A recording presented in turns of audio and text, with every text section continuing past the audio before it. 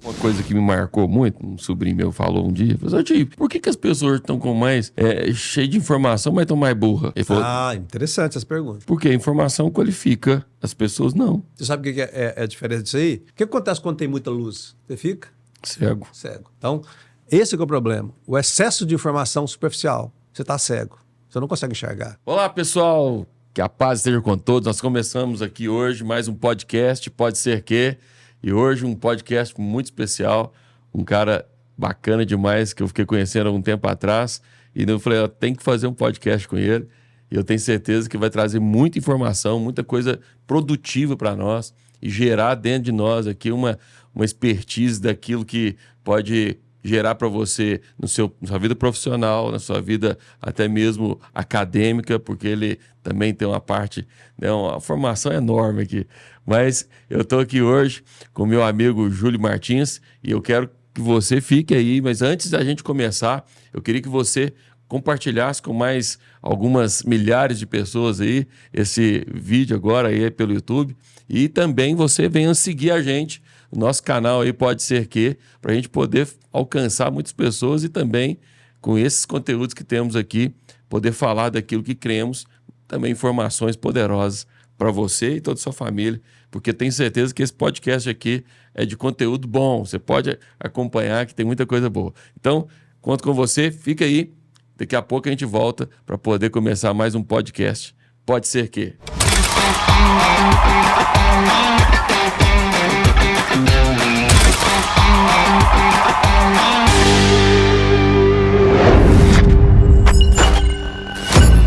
É isso aí, pessoal. Começando aqui hoje, recebendo meu amigo. Fala aí, Júlio. Prazer, seja bem-vindo. Deus abençoe sua vida poderosamente, abençoe sua família, seus negócios.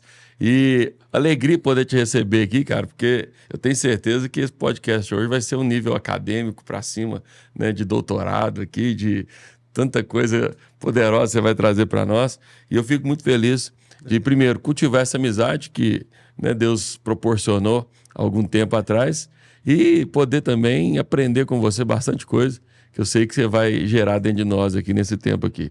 Gente, o cara tem, assim, formação, ele tem 3, né? Que é contabilidade, marketing e administração. Porém, o cara, eu tava vendo aqui, Júlio, será que vai dar para falar tudo? É dom, comendador, grão colar, doutor honoris causa, homens de honra, amigo da Força Aérea, embaixador cultural da praça, imprensa mineira, meu Deus do céu, melhor do ano em marketing 8 vezes, honra ao mérito Grão Cruz, condecoração Associação Paulista de Imprensa 90 anos, condecoração destaque do ano marketing, Legislativo, né, de São Paulo, honra ao mérito 2007, 2006, 2006 na Câmara Municipal de Itaúna, pela FETEMIG, 93 honra ao mérito pela FETEMIG, Federação de Teatro de Minas Gerais. Depois nós vamos falar mais sobre isso aqui, hein? 93 honra ao mérito, Grupo Teatral Arsênio. Você também é teatro? Você é teatral também? Diretor de teatro. O que é isso? Eu sou.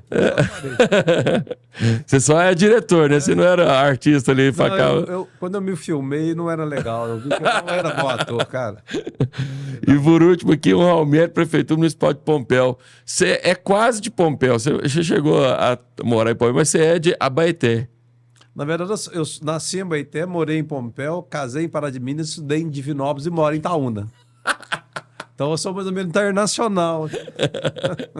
Você mora em cada canto e você tem uma história. A gente vai sendo empurrado, né? O tempo vai nos empurrando.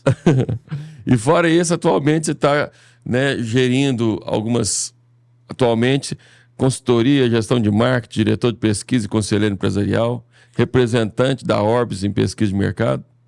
Na verdade, o que a gente está fazendo agora? Eu parei as faculdades EAD que eu tinha. Inclusive, uma foi fundada em Itaúna, que é a FAMART, que é uma faculdade excelente. E agora eu vendi, parei e a gente está desenvolvendo um projeto junto com o Harley, que é um grande profissional também. E estamos trabalhando com candidatos políticos, né? Como eu também trabalhei política desde 16 Formação, anos. você fala? Na verdade, é suporte de informação. Em marketing político. Marketing político. Na verdade, é marketing eleitoral, porque o marketing é dividido da política em 2 casos. O marketing político é aquilo que você faz durante o seu pleito, E a campanha eleitoral é como se fosse uma campanha para trazer o artista do show. Aqueles 40 dias que você tem para você virar. Mas você é político?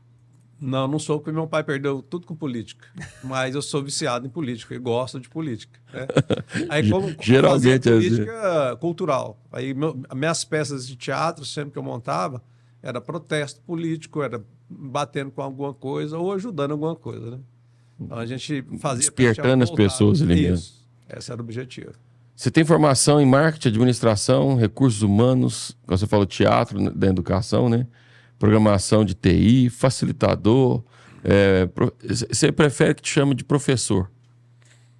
Professor, porque eu passei muito tempo ensinando, né? Não só ensinando dentro da sala de aula e fora da sala de aula. Mas também, assim, eu sempre pegava os meninos lá, o pessoal do Baité lá, ou os meus funcionários mesmo, eu sempre treinava eles para serem líderes. Então, a escola de informática, quando eu comecei como vendedor de picolé. Vendedor de picolé, eu avancei um pouquinho, fui para engraxate de sapato. Isso aos 9. Aos 13, meu pai me coloca na marcenaria. Mas eu gostava mais de mexer com mecânica, então eu ficava com a parte de carpintaria, que é a parte mais pesada, fazendo carroça de boi. Interessante. Isso aí meu pai era político. Não, isso aí foi Pompéu, que minha mãe já me mandou para Pompéu para trabalhar com meu pai com uns 10 anos. Bacana. E de lá, com 17 anos, eu faço emancipação e passo a ser empresário. Então, sou empresário desde 17 anos de idade, que dá 51 anos. E a primeira empresa que você teve foi de quê? A minha primeira empresa foi uma fábrica de móveis. Eu comecei a fabricar móveis. E depois eu quis montar uma loja. Móveis planejados? Não existia. Não existia tanto, né? Era muito pouco. Na verdade, era móvel de madeira. Você tinha que fazer a madeira, né? Você fazia a madeira e depois da madeira você fazia o móvel. Então, para mim montar minha marcenaria foi interessante. Como é que eu fiz? Eu queria montar uma loja de móveis. Aí eu comprei umas árvores de pé, derrubei, fiz a madeira, serrei. Das madeiras eu fiz móveis, dos móveis eu montei a loja de móveis. Entendeu? Lá em Pompéu. Aí essa loja de móveis foi montada em Sete Lagoas e São Gotardo. Sim. São Gotardo, ela funciona até hoje, mas eu vendi para o sócio. Aí, por uma paixão, eu larguei tudo e fui embora para o Ceará. Vendi plano real me quebrou, me moeu. Quebrou todos os meus fornecedores, quebrou todos os lojistas na época. E aí, o plano do presidente Sarney, a gente aguentou, que era 40% de inflação ao mês, porque a gente ganhava dinheiro com inflação. Inflação dá dinheiro. Quebrar dá dinheiro. Então, a pessoa fica assim, mas eu vou quebrar. Mas quebrar é interessante. Você não tem que fazer sucesso no seu emprego, nem segurar a coisa do meu pai. Você não é obrigado a aguentar negócio ruim, não. Então, no plano real, a gente ficou pareado, $1, R$1. Para você ter uma ideia, eu vendia uma cadeira a R$13. R$13 custava uma cadeira. Ela custava 1.300 cruzeiros. Ou 1.300.000 cruzeiros. Era uma coisa assim. Quando corta o zero e dá a paridade 1 por $1 real, eu ganhava 10% de uma cadeira, o que dava R$1,30. Então, em 6 meses eu não tinha mais nada. Fiquei devendo um cheque especial de R$9 mil. Ele passou a ser cobrado de mim até no final de 20 anos depois por R$900 mil. E eu consegui pagar ele com 6 mil. Porque quem paga banco, quebra. Banco não foi feito para ser pago. Banco sobrevive da dívida. Se o banco não tiver devedor, quebra. Então, o banco... eu estou devendo o banco, graças a Deus. É porque o banco quer que você deve. Ele precisa disso. Né? Exato, senão quebra. Né? Você tem que estar devendo o banco. Bem como também você não pode pegar o teu dinheiro que está lá, porque o banco não tem dinheiro. Está tudo emprestado. Mas, Júlio, deixa eu te fazer uma pergunta aqui. Depois que você formou, você teve essa... Como é que foi esse insight seu que você teve essa coisa da marcenaria? Depois teve essa quebra que você teve aí, né?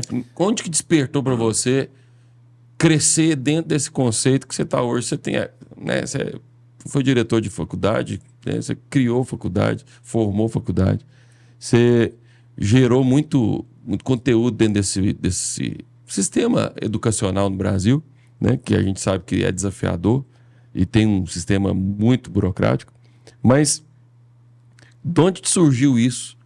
Porque dentro disso, vou falar com você já falou comigo. Eu era um marceneiro. A pergunta é o que você faz, né? Todo mundo faz pergunta, mas você mexe com o quê? Uhum. Aí eu explico e ninguém entende, né? Mas eu mexo com vendas. O meu negócio é vendas. Então, por que eu formei marketing? Então, quando existia antigamente um seriado que era A Feiticeira. E o marido da feiticeira era profissional de publicidade e propaganda, que não existia marketing, né? Não existia esse segmento. Então, meu sonho desde criança era ser publicitário. Mas a minha professora falou, você nunca vai ser um publicitário. Porque você está morando aqui em Pompeia, você não tem condição de fazer faculdade, então você não vai ser publicitário. Então a gente já sabia disso, que a gente não ia nada. Pompeia não tinha nem asfalto, né? Então, a gente, marceneiro, a gente nunca nem pensou em fazer faculdade. Mas se eu tivesse feito faculdade na época, eu precisasse fazer, meu sonho era ser presidente da República. Era mesmo? Meta. Desde pequeno. Só que meu pai é candidato e lá em casa era sempre cheio de político, desde que eu tinha 14 anos. Meu pai é candidato a vereador. Aí tinha lá Carlos Eloy, né? Na época. Eu terminei, quando eu começo a empreender, eu termino com o governo João Figueiredo. Então eu conheço a administração do regime militar para cá. Eu estive. Mas ele é novo, gente. Ele é novo. 59. Graças a Deus. Aí tem aquela do cara que chega pra você e fala assim, mas e aí, velho? Fala assim, olha, quantos anos você tem? Tenho 18. Fala assim, você pode morrer amanhã. E eu cheguei no 59. Mas aí despertou em você essa coisa de formar. Você falou que é uma coisa, desde quando você começou a empreender, você é vendedor. E vender não é simplesmente um produto que a gente vende ideias, a gente vende conceito, a gente vende um bocado de coisa. Mas perfeito, o que despertou dentro de você essa coisa de, assim, eu vou sair daqui, eu vou ganhar o mundo? O que fez sair pra você ir para Ceará? Eu vou te falar com você uma coisa que até eu rupei de falar, que eu sei que ninguém acredita. Porque se eu falar com você assim, olha, preste bastante atenção no que eu vou te falar. Você quer ter um grande negócio? Quero. Muito bem. Você consegue perder peso? A pessoa, como assim? Eu quero saber se você tem disciplina. Você consegue perder peso? Não, porque... Não, você tem que acordar cedo, trancar a boca, né? E mudar a sua alimentação, ter um acompanhamento técnico. Você tem que ter um acompanhamento técnico. Não é mais emagrecer amanhã. Você tem que saber o que você tem que parar de comer. Quantos exercícios você tem que fazer. Você dá conta disso? Não, eu já tentei várias vezes. Então você nunca vai ser nada. Existe uma coisa chamada disciplina. Então, por exemplo, nós estamos com a escola militar, para não falar sobre educação, mas se você não tiver disciplina, você não tem nada. E como é que eu sou... A palavra, por que eu pulei? Na verdade, eu pulava, né? O sapo pulo não é por precisança, não. Não é porque quer, não. Por precisança, já dizia o povo lá da roça. Então, veja bem, eu tinha quebrado em marcenaria. Eu não aguentava mais quebrar em marcenaria. Só plano que nós tivemos plano real, plano Blesser, tablita, deflator, né, gatilho. Isso só na época do Sarney. Era pacote atrás de pacote. Quebrava, ficava rico, quebrava. Então era assim. Quando eu quebro na marcenaria, foi muito pesado.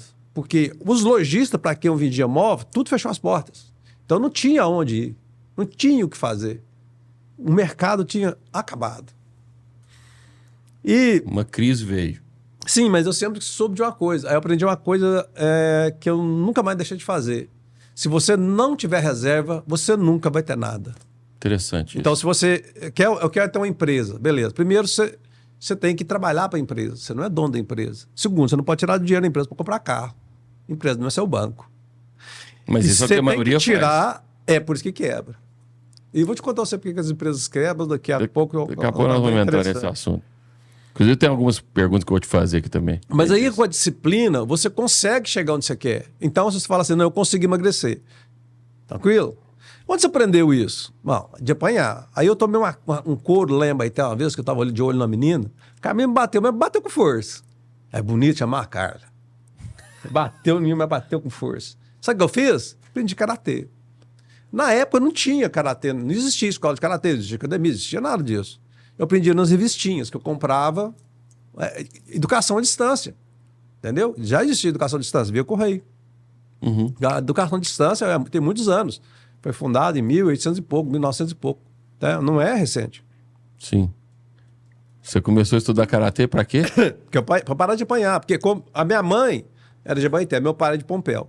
Então o pessoal do Abaeté batia em mim porque eu era de Pompéu. E o pessoal do Pompéu batia em mim porque eu era de Abaeté, cara.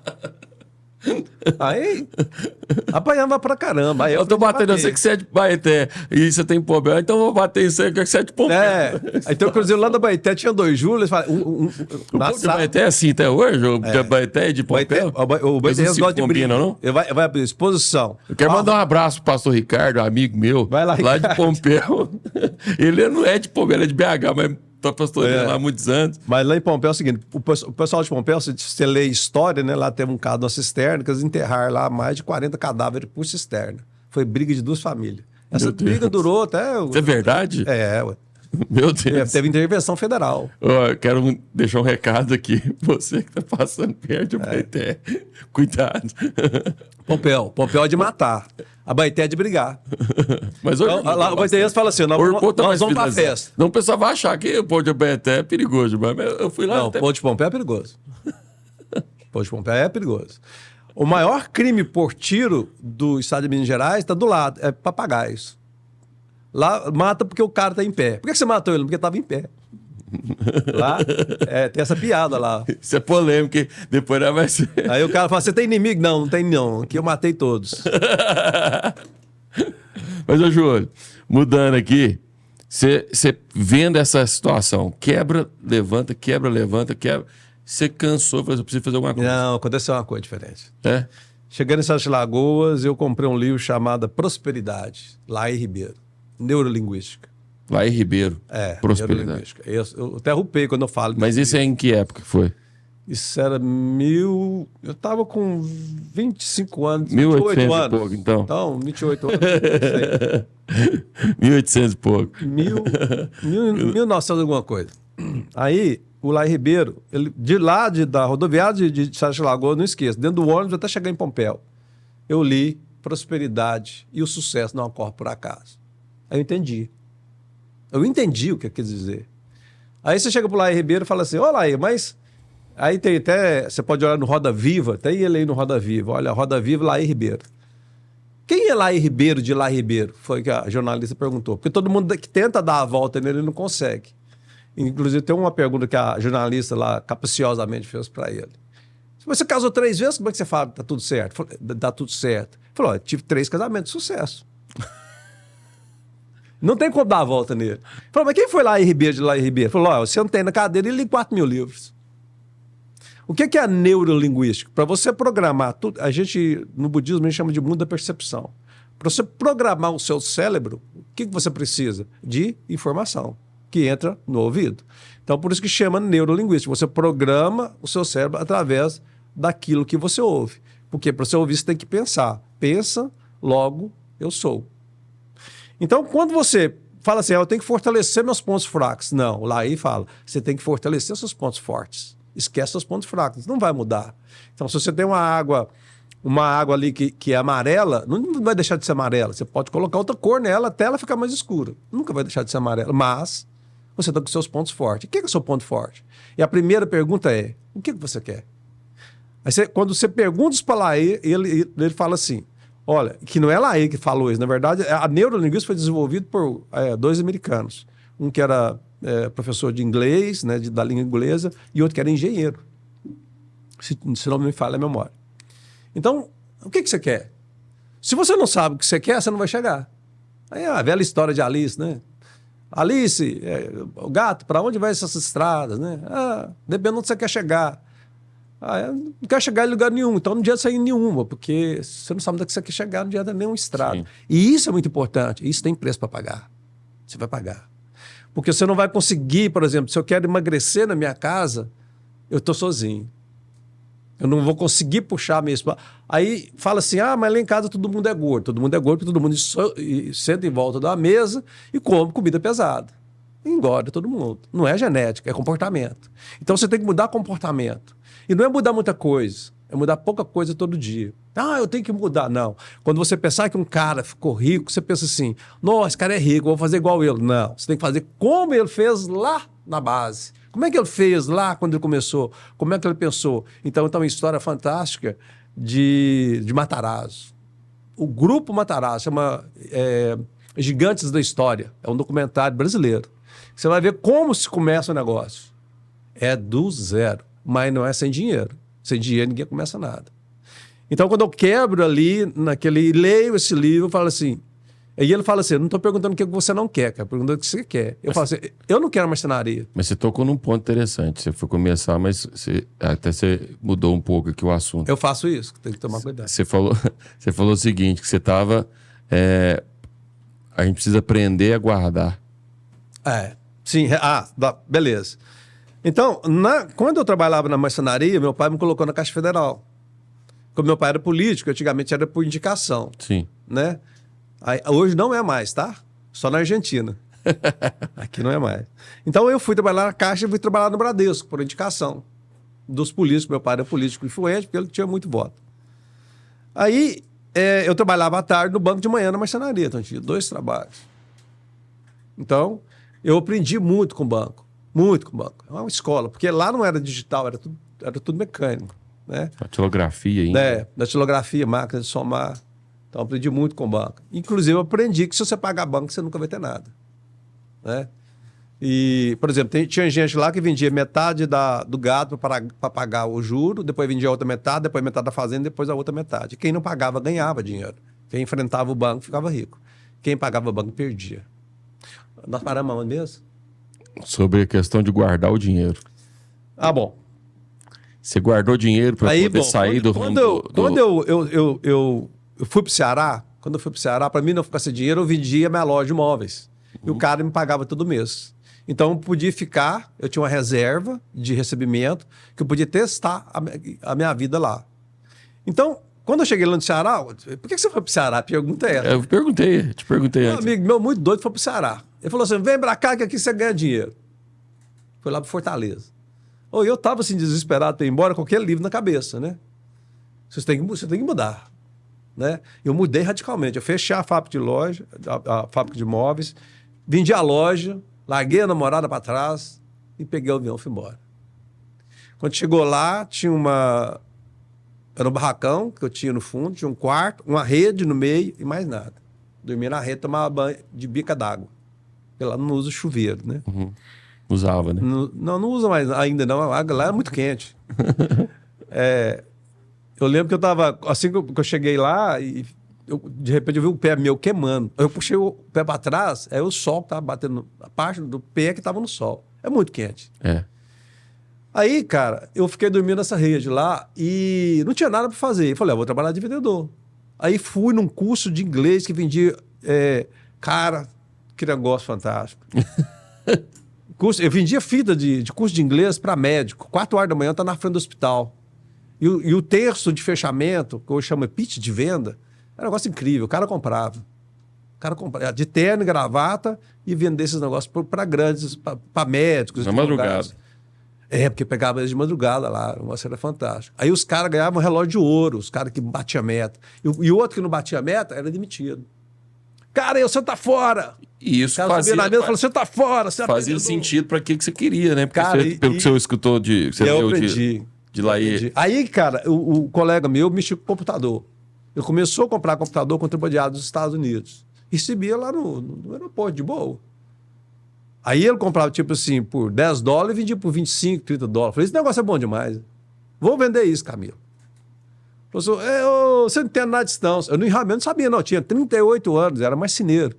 Falei, cara, eu vou vender isso. Porque era 150% a mais. Aí eu comprei, voltei para Minas Gerais, vendi minha casa, comprei tudo em peça de computador. E comecei a vender o negócio. Não entendia patavina. Em 30 dias, perdi o computador, a casa e as peças. Fiquei sem nada. Trabalhava de graça. Aí eu fui trabalhar na estação do rádio. A estação do rádio que ela tinha um cliente. Isso aonde? Isso foi em Belo Horizonte. Aí eu comecei a arrumar cliente pro pessoal. Tinha um Corcel 2 velho, chamava Águia de Fogo, porque de vez em quando ele pegava fogo. Cara, ele pegava fogo, velho. Por quê? O trem era ruim demais. Carburador queimava. Cara, ele pegava fogo. Uma vez eu queria jogar fora, cara. Não consegui tirar ele do lugar. Você não conseguiu ninguém para poder pegar ele? Ele era tão bom que ninguém queria. Ele acabou, para mim saber se tinha gasolina, freava e tinha que escutar a água. Você não pagou alguém para receber. Às vezes a pessoa aceitaria. Você não tinha dinheiro? Não tinha. Não, tinha. Eu nunca fiquei sem dinheiro. Nunca fiquei sem dinheiro. Nunca fiquei sem reserva. Porque como eu fui abandonado, assim, meu pai não cuidava muito de mim nem minha mãe, aos 8 anos, e eu tinha um cofrinho. Eu tinha o hábito de encher cofrinho, desde menino. Que eu vendia picolé, tinha o cofrinho. Depois eu tinha caderneta de poupança. Minha primeira caderneta de poupança eu ganhei com 10 anos de idade. Meu padrinho me deu. E eu sempre tive dinheiro. Nunca fiquei sem dinheiro, mas sempre tive a reserva. Era assim, o que eu ganhava, metade eu gastava, torrava com tudo, metade ficava guardado. Se eu não soubesse que eu ia ganhar no outro ano, aí eu não gastava. E até hoje eu sou assim. Então eu estou 3 anos parado em desenvolvendo esse projeto. E o projeto é do caraca. Então uma chave aqui importante para quem está acompanhando a gente aqui é guarde dinheiro. Tem que ter reserva. Tem porque funciona assim. Mas é uma porcentagem, você especifica? Eu estou perguntando para você isso porque você falou uma palavra, Júlio, que você aprendeu com a questão do exército, que você acha que você vai entrar nisso ainda, mas que nós, brasileiros, nós temos muita dificuldade, do meu ponto de vista. Disciplina. Não tem. É um desafio para nós, porque a nossa cultura não foi preparada para a disciplina. Nós somos preparados para o improviso. A gente trata da doença, a gente não trata da prevenção, a gente não previne, quer dizer, a gente trata da doença. A gente não foi preparado, a nossa cultura não é preparada para poder guardar, organizar, calcular, planejar. Hoje mudou muito, lógico, mudou muita coisa, né? Com o conceito de fora, globalização, isso influenciou muito a nossa cultura educacional financeira. E nós não temos educação financeira na escola. Então, essa cultura complica também ainda mais. Verdade. Né? Então, eu vejo que gerar disciplina para conquista das coisas, na nossa realidade, é desafiador, cara. É desafiador. A minha geração, eu peguei um resto da geração do Baby Boom. Quem me criou foi Baby Boom, que foi o meu pai e meu avô. Pós-guerra. Então, para você ter uma ideia, o meu avô, eu fiz uma análise esses dias, meu bisavô nasceu em 1880. Eu acho que foi 8 anos depois da Lei Áurea. O meu avô morreu aos 93 anos de idade. Ele fumou desde os 12. Então, cigarro não mata. Mas ele não tinha um pingo de estresse. Então, eu tenho uma cultura mata, viu? colonial, mata. Eu tenho uma cultura colonial que veio da época dos escravos. Meu avô era negro, entendeu? E veio da época dos escravos, para mim. Chegou para mim em forma do meu avô. E como meu avô viveu muito tempo, ele me ensinou muito. Como meu pai tinha meio que me abandonado, porque ele era piradão, meu pai casou 4 vezes, minha mãe 4. Né? Então, ele era piradão e ele era muito magnetizado. Meu avô me criou. Então, eu tinha um cara que era investidor, empreendedor, que era meu pai. Minha mãe também era empreendedora, filha de turco. Como é que é? Filha não, é... Neta. Não, é de origem turca. A minha mãe era de origem turca. E aí, eu aprendi a empreender com eles. Acho que é turco que conta dinheiro. Quando você paga para ele, ele conta dinheiro assim. Você vê o bolo de dinheiro lá, aí ele vai e faz a conta. Aí ele chega na última nota e não vira ela, não. É isso mesmo? É isso mesmo. Porque se tiver a mais, ele ganhou. Se tiver... Não, tá isso aqui, tá certinho. É isso mesmo, é verdade. É interessante. Você não conta a última... você fala assim, para na... Você já viu que contou, valeu, né? Mas esse não conta se tiver... Tá passando É verdade, engraçado, eles fazem isso mesmo. Agora que eu tô sacando por quê. Assim. Já foi enganado, quer ver? Tá pensando nisso. Não, ontem... essa semana eu caí, foi num golpe, cara, de Pix. Achei do caraca, velho. Falei, cara, mas que aprendizado que eu tive, sabe? Você pagou para aprender. Você sabe por que as empresas quebram? As grandes multinacionais quebram? Por causa de ego. A mesa diretora, o diretor, o CEO, acha que não quebra nunca mais. Chama complexo de Deus. Não quebra. Então, 70% das empresas americanas quebram por causa disso. Aí eles começam a desviar dinheiro para outras organizações. Isso foi pesquisa de Jim Collins, que é um grande pesquisador de empresas. E uma vez perguntaram isso para ele, ele foi fazer um texto sobre isso. Aí deu um livro, chama Por que os Gigantes Caem? Aí você fica caçando, nó, deve ser a bolsa, deve ser... Não, ego. Voltando para esse contexto que você estava falando, guardar disciplina. Disciplina. Cara, isso é muito importante. A disciplina, então, é o seguinte. O meu pai me ensinou com tapa na orelha. Ou tomava um tapa na orelha. Mas na escola, nós fazíamos aula, chegava, tinha que rezar né, antes e depois das aulas. Né? Cristã. Todas as escolas eram cristãs.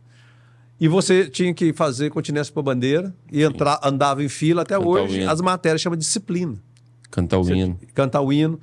E era legal também parado de 7 de setembro. Um dia me chamaram para segurar a bandeira de Minas Gerais. Não, eu rupiei do início ao fim da parada. Eu tinha paixão com o meu país. Eu sou apaixonado com o meu país.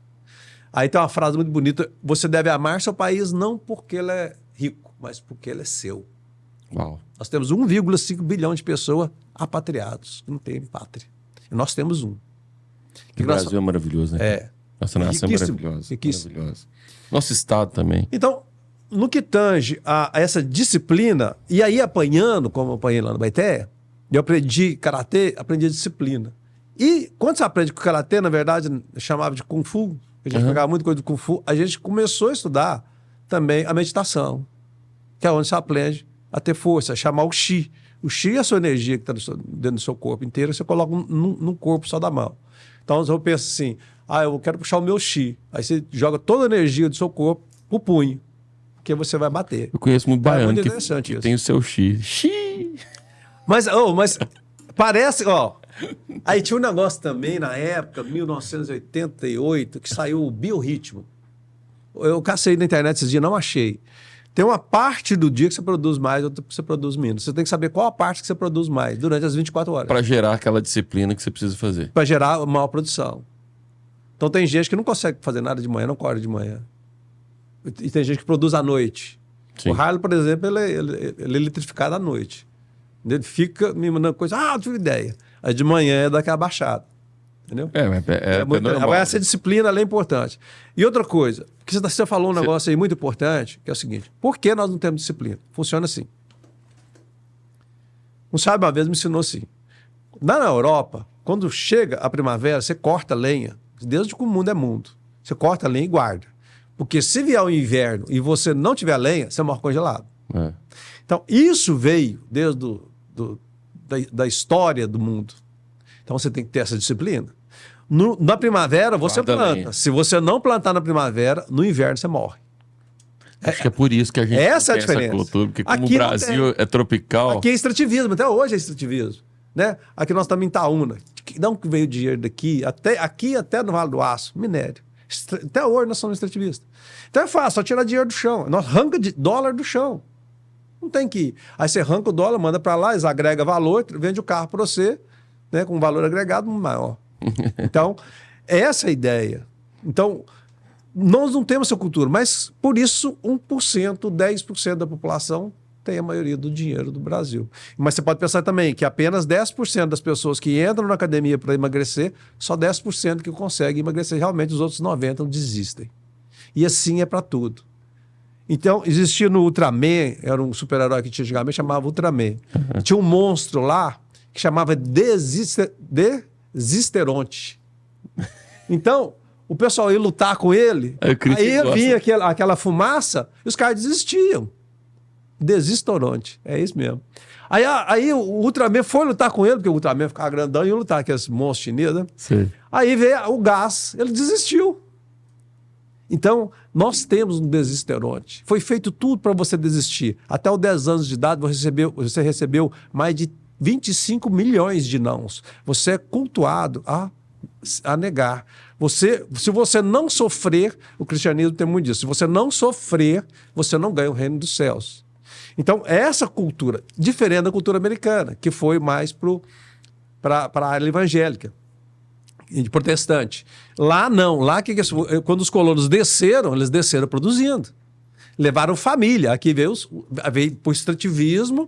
Extrair lá para extrair e levar embora. Não, lá foi para construir.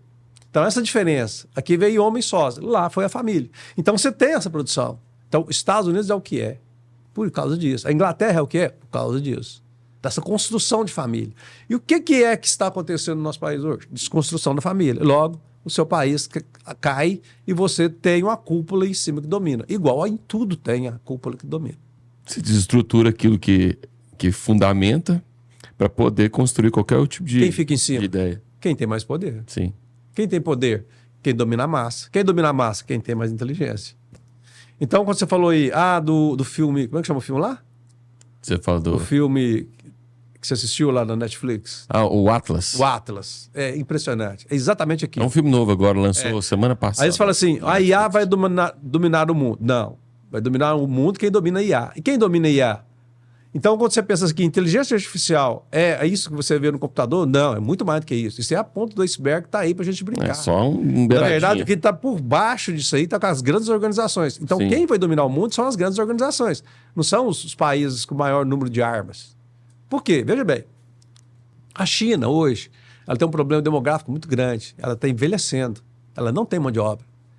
Os Estados Unidos é muito forte porque a mão de obra dela é jovem. São das pessoas que vão para lá, são dos imigrantes. Então, ele tem muita força de mão de obra. E China não tem. E não tem um limite de filho, né? A China limitou. Não, mas agora eles deslimitaram Pois é. para ver, mas não dá tempo. Mas o quanto tempo que isso gera? Gerou justamente as Uma problemas. geração, você cria uma geração com quanto tempo? Vamos falar assim, uma geração para poder produzir? 30 anos. 30 anos. Quanto tempo que eles cultivam isso? Ah, tem século. E aí Uns agora 200 querer... né, vai reverter. E por um lado, vou ser bem assim, direto, eu acho até bom, porque pelo que a gente ouve e vê e lê, o que a China quer fazer com o mundo é até perigoso, porque tem muita coisa... Eles são muito poderosos, sabe por quê? Porque é uma pessoa só mandando em um exército só. Sim. Tem um documentário aí no... Autoritarismo total. Um documentário sobre isso, muito interessante. Os Estados Unidos estão se implodindo, tem uma luta interna. O Brasil tem uma luta interna. Rússia é um presidente só, um dono das Forças Armadas só. Coreia do Norte, um dono das Forças Armadas, um dono do país. Não tem briga interna. Então, esse é o perigo. As brigas internas que tem são oposições, direita e esquerda. São abafadas por causa do poder que você tem, do que domina. E aí fica fácil de dominar, né? Se você tem só um mandando, qualquer pessoa que pensar diferente, você vai lá e elimina ela. Aí você tem um exército todo a seu favor, não tem atrito, você tem tudo a seu favor. Como é que você luta contra isso? Júlio, dentro de uma questão aqui que eu quero, para a gente poder até trabalhar isso com o pessoal que está assistindo a gente, você já educou muito. Quantos alunos você educou? Você tem noção assim? Mas 250 mil. Diretamente? Diretamente. É mesmo? É. Com quantas faculdades? Aí você vai perguntar de novo. O que você faz na vida, vendedor? Na verdade, quando eu quebrei, você lembra que eu quebrei lá na informática, né? Uhum. Aí eu passei na frente de uma escola de informática, tá lotado de aluno. Falei, o que é aquilo? Eu experimentei de tudo. Tudo que você imaginar, eu já experimentei. Falei, quer saber o que é aquilo? Curso de informática, Windows, Word, Excel. Eu vou fazer um curso. Falei, vou fazer esse curso. Eu fiz o curso de Windows, só que era um aluno para... Um computador para 2 alunos. Para 2 alunos. Eu fiz isso também. Não era? Isso mesmo. Ai, cara, esse negócio dá dinheiro pra caramba. Não entendia nada disso aí, cara. Não entendia nada. Aí fui pro Baité. MS-DOS. Volto pro Baité. Quebro de novo, né? Com as peças de computador. Quebro de novo. Volto pro Baité. A mãe me empresta uma sala lá, mais ou menos de 5x5. Dá 25 metros quadrados. Coloquei lá 4 computadores usados. Grande a sala. É tamanho dessa aqui. Porque e aí, cara, nada, comecei a dar aula de informática. Quebrado, 50, comecei a ganhar dinheiro. 25 metros quadrados. Aí, para mim treinar, colocar essa aula de informática, eu fui numa outra escola. Fiz um curso na outra escola, de alguns cursos. Aí você formou para poder dar aula? Isso. Aí eu treinei os meninos lá do Baité, treinei para ir ser o meu professor. Então eu mandei para Belo Horizonte para treinar, para dar aula na Baité. Aí eu peguei o cabeçalho e o rodapé da apostila do que eu estudei, e tirei xerox e me meti a menina lá para estudar. E pau na máquina. E pronto, acabou. Oh, meu Deus. Eu tinha que trabalhar, tinha que ganhar dinheiro. Aí é que tá, rapaz. Aquela história do sábado. Você tem que pular, bala. Você tem que pular, ué. Quebrou de novo. Eu estou falando que eu estava com 38 anos de idade. Quebrado de novo. entendeu? Uma depressão dos infernos.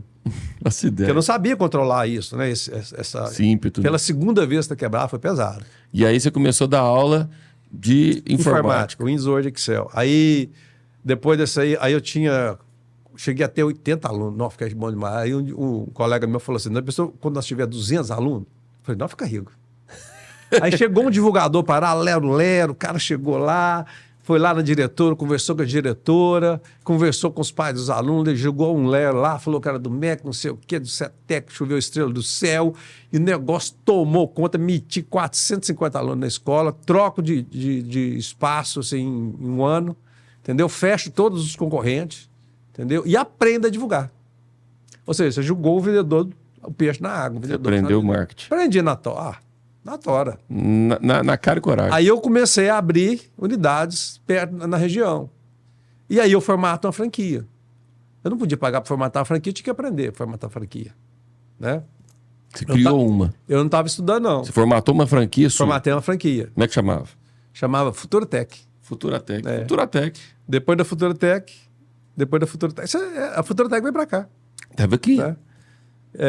E aí a gente trabalhou, a Futurotec virou a escola técnica, a escola técnica virou a Famarte. E por que você saiu da escola técnica? Porque a escola técnica é interessante.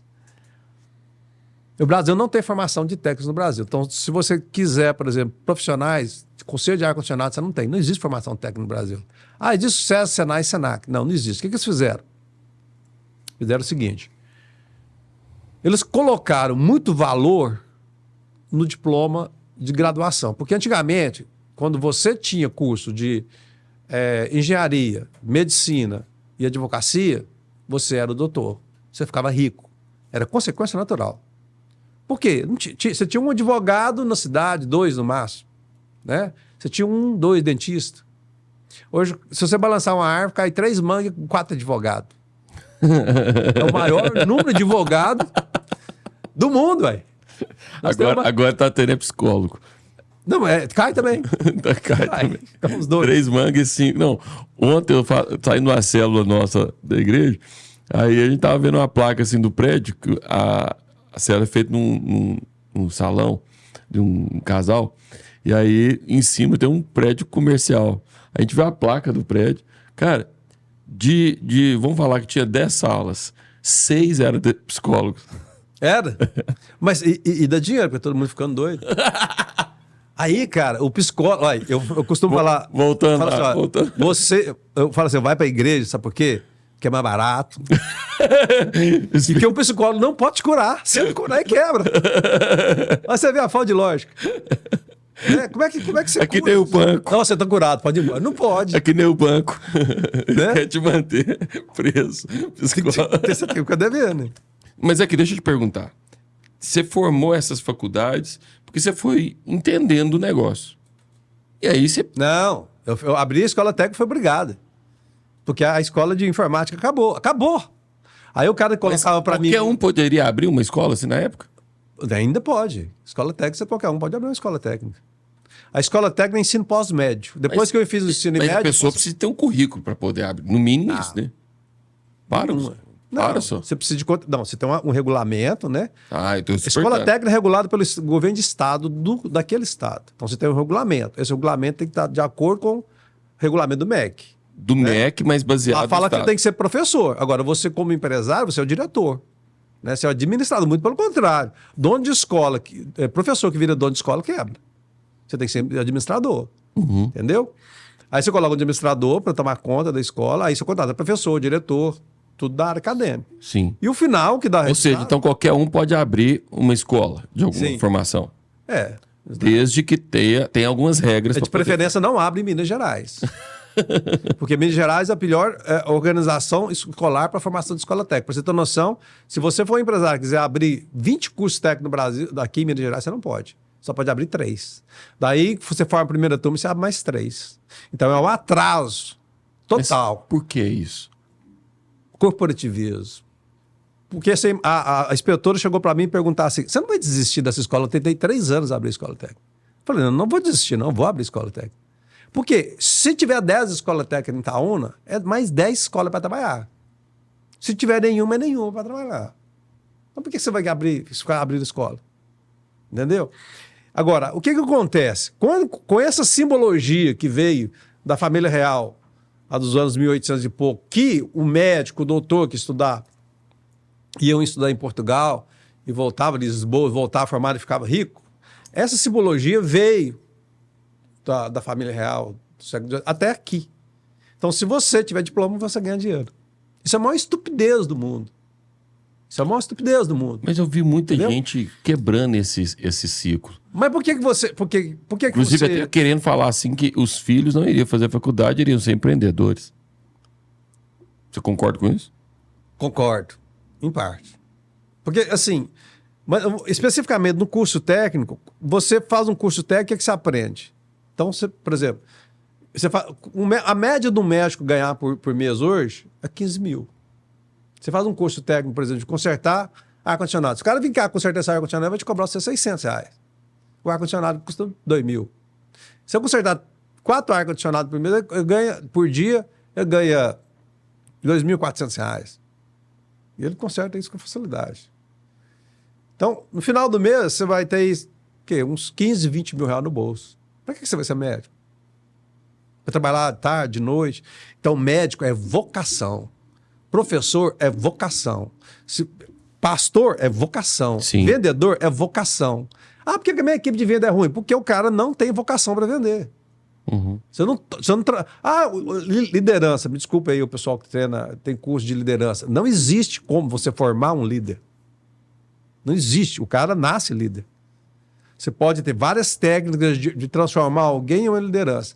Mas líder, quando você fala em líder, igual, por exemplo, Napoleão, numa batalha que teve, que pegou a bandeira e atravessou uma ponte de 2 metros de largura, segurando a bandeira e a tropa dela atrás, e não tomou nenhum tiro, impressionantemente, todo mundo atirando do outro lado, ele não tomou nenhum tiro. Depois pode botar essa cena no meio, que ela é fantástica.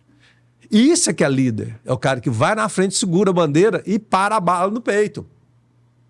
Entendeu? Essa é a diferença. Agora, por que essa geração não consegue? Porque ela está perdida. Por que ela está perdida? Porque ela não foi cultuada pelo pai e mãe. Ela foi cultuada pelo computador. E quem cultuou o computador? Quem cultuou o computador foi quem quer as pessoas usando o computador. Quando eu li a revista, eu tinha 25 anos de idade, deixa eu lembrar o nome da revista aqui, Manchete. Falava assim, que em 2020, todo mundo para comercializar tinha que ter um número.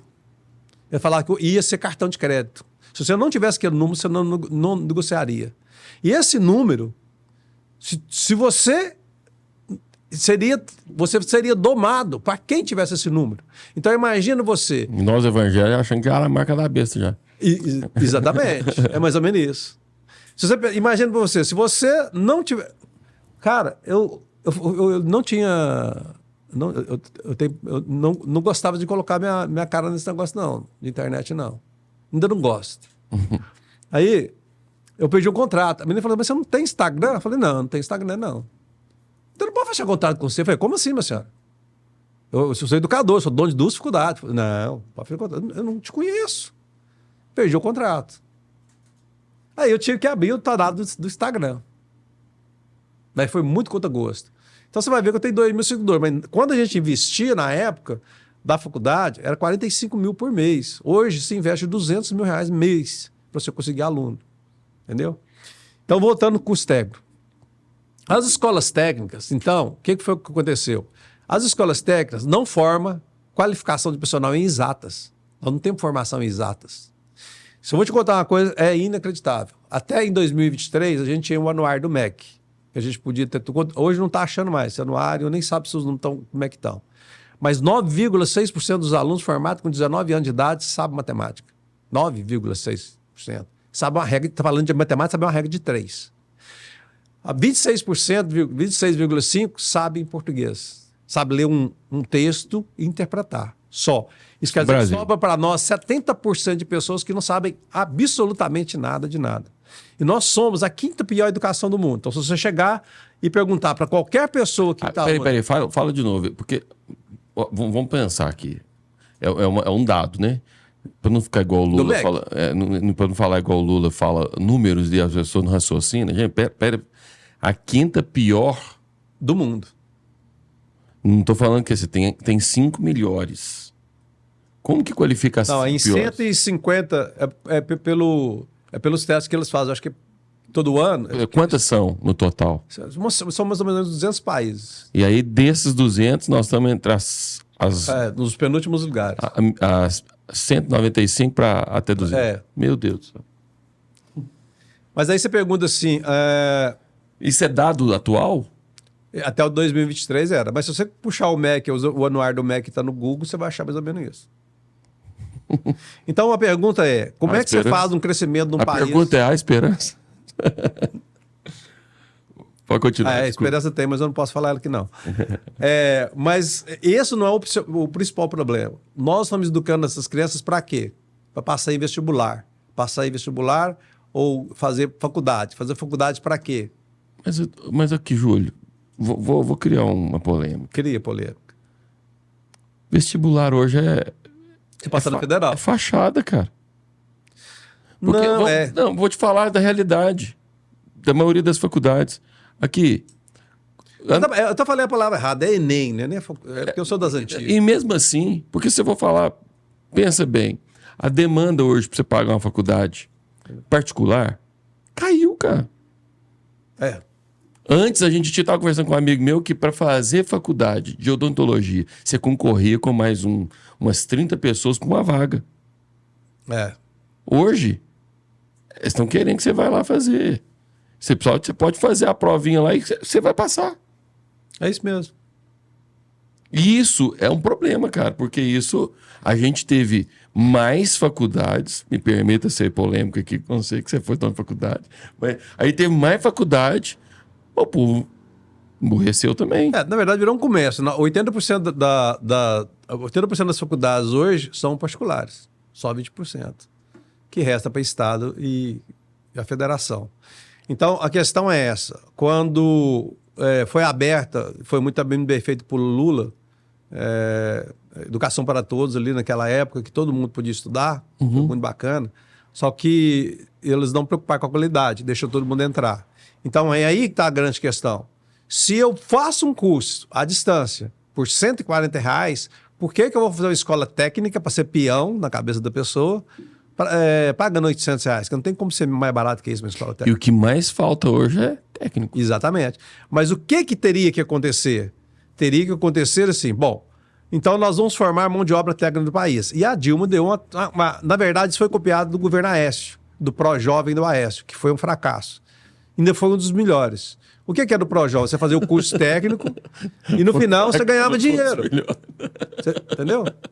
Foi um fracasso, mas foi um dos melhores. Foi, porque... Foi um fracasso porque não consegui colocar o negócio, mas a ideia era boa. Mas vamos ver, assim, você fazia o curso técnico, no final você tinha uniforme e tinha alimento. E também tinha R$3.000 no final. Você ganhava R$3.000 para investir em alguma coisa, ok? Beleza. O governo federal copia isso e lança o Pronatec. Sim. Que nós não podemos entrar no detalhe do Pronatec, mas foi muito bom. Porque nós, por exemplo, vai ser cancelado. Nós ganhamos muito dinheiro, nós donos de escola técnica. O governo de estado de Minas Gerais está fazendo isso ainda, bancando as escolas particulares. É muito mais barato e muito mais eficaz. Quando você pede para o estado, por exemplo, eu chego lá e falo com a diretora do estadual, você está obrigada a dar um curso de qualidade aqui, não tem como ser obrigada a funcionária pública. Mas quando você contrata uma escola técnica e fala, você é obrigado a dar um curso de qualidade, a escola particular tem que dar. E o custo é melhor pelo Estado. Só que existe aquele negócio, a educação é gratuita, mas não presta. Então não adianta. E nós estamos aí, eu estou falando só da ponta do iceberg. Então se você tem a educação técnica que não existe porque é mais barato você estudar um curso de graduação do que um curso técnico, por que eu vou fazer um curso técnico? As escolas fecharam as portas. Veio o Pronatec. O Pronatec lotou todos os grupos S, todo mundo tinha escola técnica, ficou lotada de gente. Acabou o Pronatec. No outro mês, quando eu fui fazer matrícula, cadê os alunos no outro ano? Os alunos desapareceram. Não consegui fazer nenhuma matrícula. Porque a gente tinha informado todo mundo que existia de escola técnica, queria fazer curso técnico na época. Então, o Pronatec dizimou as escolas técnicas, fecharam todas, praticamente. Não sobreviveram mais. Então, o Brasil não tem formação. Por exemplo, você anda de elevador, não tem formação de técnico. O Brasil não tem escola técnica de formação de profissional de mecânica de aeronave. Eu tentei abrir uma de toda maneira, não consegui. O Senai. O Grupo S, SESI, Senai, Sebrae, SESI, Senat, Senar, eles são eficazes. Mas nós temos um outro problema. Não adianta eles serem eficazes, porque o aluno não quer estudar. Então, se eu trouxer, por exemplo, uma carreira do Senac para cá, curso de gastronomia, curso de hotelaria, que dá dinheiro, gastronomia dá dinheiro, eu consigo, no máximo, de graça, eu consigo 15 alunos, 20 alunos. Mas o Senac vende essa carreta, sei lá, para os seus 20 mil reais. Se tiver um aluno para eles, ou cinco alunos, ou 6 ou 10, não faz diferença. Então, essas carretas que chamam de unidade móvel... É o município que paga isso. E dá briga por cada carreta. Nós temos 15 carretas para 850 municípios. Então, nunca vai dar. Dessas 15 carretas... Para ver, era só agendar.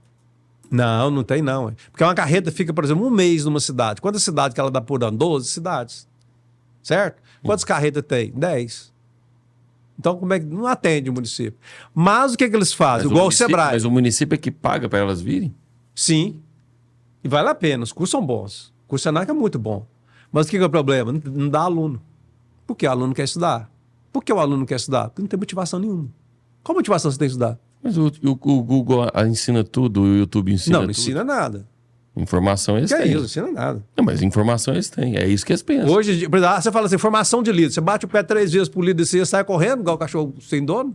Pois é, mas a questão é essa. Não, se você chegar e bater na mesa, eu quero cumprir meta, sai chorando. Mas não seria isso? O quê? Porque a pessoa... Eu te falei isso um dia, que é uma coisa que me marcou muito. Um sobrinho meu falou um dia. Falou assim, por que as pessoas estão com mais... cheio de informação, mas estão mais burra? Ele falou, interessante essa pergunta. Eu achei aquilo ali, falou assim, você falou uma coisa muito interessante. Porque a informação qualifica, as pessoas não. Você sabe o que é a diferença disso aí? O que acontece quando tem muita luz? Você fica? Cego. Então, esse é o problema. O excesso de informação superficial. Você está cego. Você não consegue enxergar. Então, por isso que o cara não vai querer fazer um curso do Senac, que vai vir. Para quê? Ele acha que tem... Então, eu vou te contar uma história. Eu coloquei até lá no Veterano, que é o site que a gente está trabalhando justamente para evitar que as empresas quebrem. Eu coloquei lá. Você quer ganhar dinheiro? Quero. Monta funerária. Monta uma fábrica de caixão. Monta um cemitério. Quem que está mexendo com cemitério, fábrica de caixão e funerária, não gostou do que eu falei. Dá muito dinheiro. E lembrando, quando você fala em geomarketing ou faz perfil populacional, se você montar hoje uma fábrica de berço, não te dá dinheiro, porque o menino não está nascendo. E a outra pergunta que se faz, por que nós estamos construindo escolas se a nossa taxa de natalidade está caindo? Outra pergunta que se faz, por que você constrói prédio do SESI, Senai e Senac se você tem escola pública fechada à noite? Por que o quinto país de educação, quinto pior educação do mundo, fecha a escola à noite? Por que as escolas não funcionam? Já perguntei para vários deputados, vários senadores. Por que vocês não aproveitam as escolas públicas para abrir escola técnica? Aí você vem lá, eles fazem um lançamento lá da escola federal, que valeu ali 25 milhões, uma sala do Grupo S que valeu 5 milhões, mas a escola pública está fechada. Vou te contar por quê. Porque para conseguir a escola pública, para você dar aula, não pode, porque ela é pública. Então, qual que é a solução da educação? Ninguém vai gostar da solução da educação, mas eu vou te contar. Primeiro... Conta, vamos ver. Você tem de pagar as escolas particulares para entregar a educação de qualidade. Mas só que o governo perde controle. Qualquer governo, falando desse governo, qualquer um perde controle. Porque aí tem como você cobrar. Porque isso funcionou para a escola técnica. Isso funcionou quando foi feito o Pronatec. Funcionou quando o Lula abriu as escolas para as faculdades particulares para dar aula para os alunos, ele pagando. Funcionou. Por que não faz mais? Perderam o controle. Então, esse controle passou para a escola particular. E vou te contar uma coisa mais interessante. Se você fizer um curso hoje na faculdade, o seu diploma não é registrado no MEC. Ele é registrado numa universidade. Se você fizer um curso técnico em qualquer escola técnica do Brasil, ele é registrado no MEC. Fica aí o pensamento. E 80% das faculdades são particulares. Então, Só que, o que acontece? Quem domina a informação é o seu hino nacional de cor. Isso é o hino do soldado, isso é o da bandeira. Por quê? Porque naquela época cultuou-se como seria a mente do jovem, né? Então não tem como eu ser diferente. Porque eu fui cultuado militarmente. Então, cultuou-se a mente do jovem no regime militar. Hoje cultua a mente do jovem no outro tipo de regime. Então, ali no MEC, no centro do país, faz informação para todo o país. Então, é uma teia, onde a aranha está no centro. Então, o MEC não perde esse poder nunca. Então, você tem que seguir o que está lá na grade. Porque fala grade que já vem do regime militar, por isso que chama grade. E disciplina, porque também já vem do regime militar, que eles não quebrou, porque funciona. Então, você domina toda a população. Então, se você amanhã começar a ensinar que quem descobriu Portugal o Brasil fosse os chineses, a criança vai acreditar. Então, esse domínio da mente. Aí, bom. Aí você vem a IA. A IA te fala o quê? Você não precisa pensar mais. E não tem sentido você pensar mais. Por que você vai pensar? Se você pensar, ela já pensou para você. Só que a IA tem 2 problemas. Ela não sabe nada do futuro. Ou seja, a intempéries do futuro ela não sabe nada. E não sabe nada do passado. Ela só sabe aquilo que nós não alimentamos ela. Então, se amanhã tiver de vir um outro cometa para destruir a Terra, ele não tem como saber. Então, ela falha no passado e falha no futuro. Mas onde ela acerta? Ela acerta onde aquela elite intelectual e de grande poder financeiro consegue fazer com que ela responda aquilo que você quer saber. Logo, você é o cachorrinho das grandes organizações. Assim como você compra Nike, você compra Ferrari, você também vai consumir achando que o marketing é isso. Por que eu gosto de marketing? Porque eu gosto de fazer com que as pessoas comprem o que eu quero que elas comprem. Isso me desafiava. Eu vou colocar na mesa daquela pessoa que ela vai comprar Nike. Gente, ô Júlio, assim, só um parênteses aqui. Cara, é assustador. Isso é muito assustador, cara. É assustador. E é o que a gente percebe que está acontecendo. Porque, cara, isso vai virar uma criação. Eu vou dar a ração que eu quero, porque eu quero que engorda em 40 dias e abate em 40 dias. Exatamente. Nós vamos virar... Já somos massa de manobra. Massa de manobra. Exatamente. Então, quando você fala assim, esquerda, direita, presidente fulano, presidente ciclano, não existe isso. Isso é só cenário. Isso é o cenário do espetáculo. O que está por trás disso? Bancada da bala, bancada evangélica, bancada ruralista, bancada LGBTQI+, grupos econômicos internacionais, acordos internacionais, bancos, estão atrás da rotunda do teatro, ele está escondido lá atrás. E coloca as marionetes e a narrativa. Tanto faz o governo quanto tanto fez. Assim, mesma coisa como fez o regime militar. Tinha lá o regime militar, a gente aprendeu uma coisa muito importante do teatro. A gente sabia quem que era o inimigo nosso. Porque ele usava uniforme. Agora não usa mais. Então você fala assim, quem que é o inimigo do Brasil? É o Centrão? Quem sabe que é? Quem que é Centrão? Não tem cabeça? O que é veste? O que é como? O que é Centrão? Então, os tentáculos das grandes organizações estão lá por baixo. Sugando o quê? Minério, terras raras, madeira. O que a Europa produz de madeira, gente? Como é que constrói aquele mundo velho de casa que tem lá na Europa? Da onde que sai a madeira? Sai daqui. E outra coisa muito importante, cortar madeira para móveis, se for selecionado, não dá problema na Amazônia, não. Agora, desmatar a Amazônia e arar a terra, dá. Porque a terra só tem 45 centímetros, 50 centímetros de solo produtivo. Por isso que as áreas da Amazônia são laterais, as raízes. Porque a fundo é a argila. Quando você mistura aquilo, aí fica improdutivo. É um futuro deserto. Agora, tem gente que fala que a Amazônia está lá porque chove muito. Mas não é isso que nós estamos vendo acontecer, né? Ô, Júlio, na questão da educação, você consegue perceber, dentro desse tempo que você teve, ainda você está, né? Querendo ou não, o que você tirou de proveito disso bom? Qual foi o bom proveito que você tirou disso? Você consegue ver alguma solução nisso? Quando eu estava lá, eu estava em Lagoa Santa, eu recebi um telefonema, falou assim, olha, aqui é da Força Aérea, nós queremos fazer uma condecoração para o senhor. Condecoração de quê? Porque eu doei para a Força Aérea, na verdade, na época, 600 grupos para os cadetes, 600 cursos de educação profissional para os cadetes. E esses cursos foram implantados. Esses mesmos 600 cursos eu doei para a Prefeitura de Itaúna, na época do governo Eugênio. Ele conseguiu doar 30. É porque a pessoa não faz. Olha pra você ver a diferença da disciplina. Quando eu chego, esses 600 cadetes, eles fizeram todos os cursos, porque é obrigado. Aí, bom.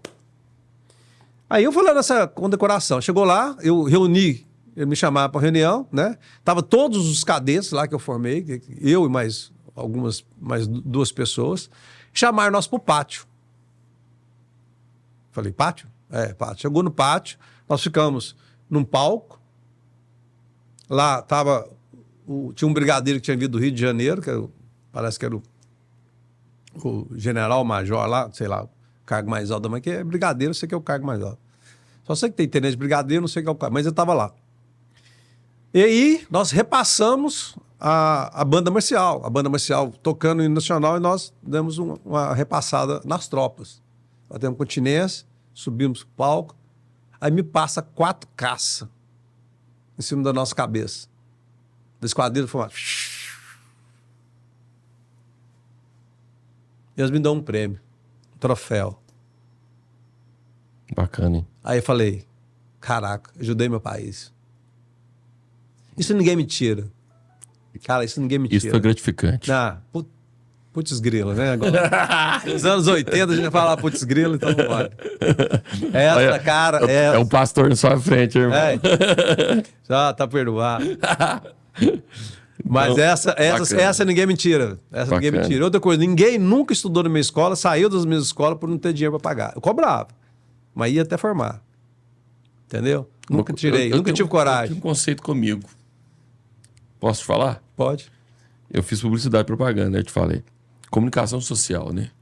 Muito bom. E aí, uma das coisas que eu aprendi é que a gente tem que entrar. Ninguém tira a gente. Verdade.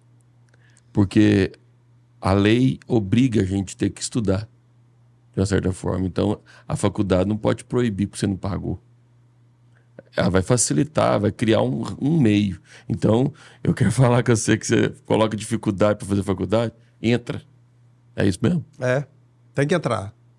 Sabe por quê? Senão você vai ter que repetir o erro para aprender. O que é você falar? A burrice é fazer a mesma coisa para resultado diferente. Então, mas eu penso assim, ó. Eu fiz, aconteceu isso comigo. Eu fui pagar a faculdade, formei, fiquei pagando a faculdade mais 1 ano e pouco depois. E ainda foi bom, porque tem gente que vai pagar depois pelo FIES, né, aquela coisa toda. Mas eu fiz porque assim, eu negociei, dei cheque. Era difícil, era. Negociando. A minha eu tive que trancar 30 dias. Quero agradecer meu pai por isso aí. Eu tive que trancar 6 meses, que eu estava apertado e tive que trancar. Mas eu jamais pensaria que eu ia fazer uma faculdade. Jamais pensaria que eu ia ser dono da faculdade. E jamais pensaria que eu ia contratar mestres e doutores. Porque para você ter nota 5 no MEC, você precisa de mestres e doutores. Uhum. Então, eu fui um marceneiro que contratou mestres e doutores. Eu conheço um marceneiro também que contratou. Então, quando eu falo... Ele, na verdade, ele contratou pessoas totalmente, assim, leigas e elas transformaram em mestres e doutores. É? É, carpinteiro chamado Jesus Nazaré. Verdade. Meu avô tinha muitos caos, né? Ele falava assim que a gente não ia ficar rico, não. Ô, Julinho, a gente não vai ficar rico. Porque foi nós que fez a cruz de Cristo. Ele tinha... Ô, Júlio, vou falar um pouco de empresa aqui, empreendedorismo, que é uma área que eu sei que você gosta pra caramba.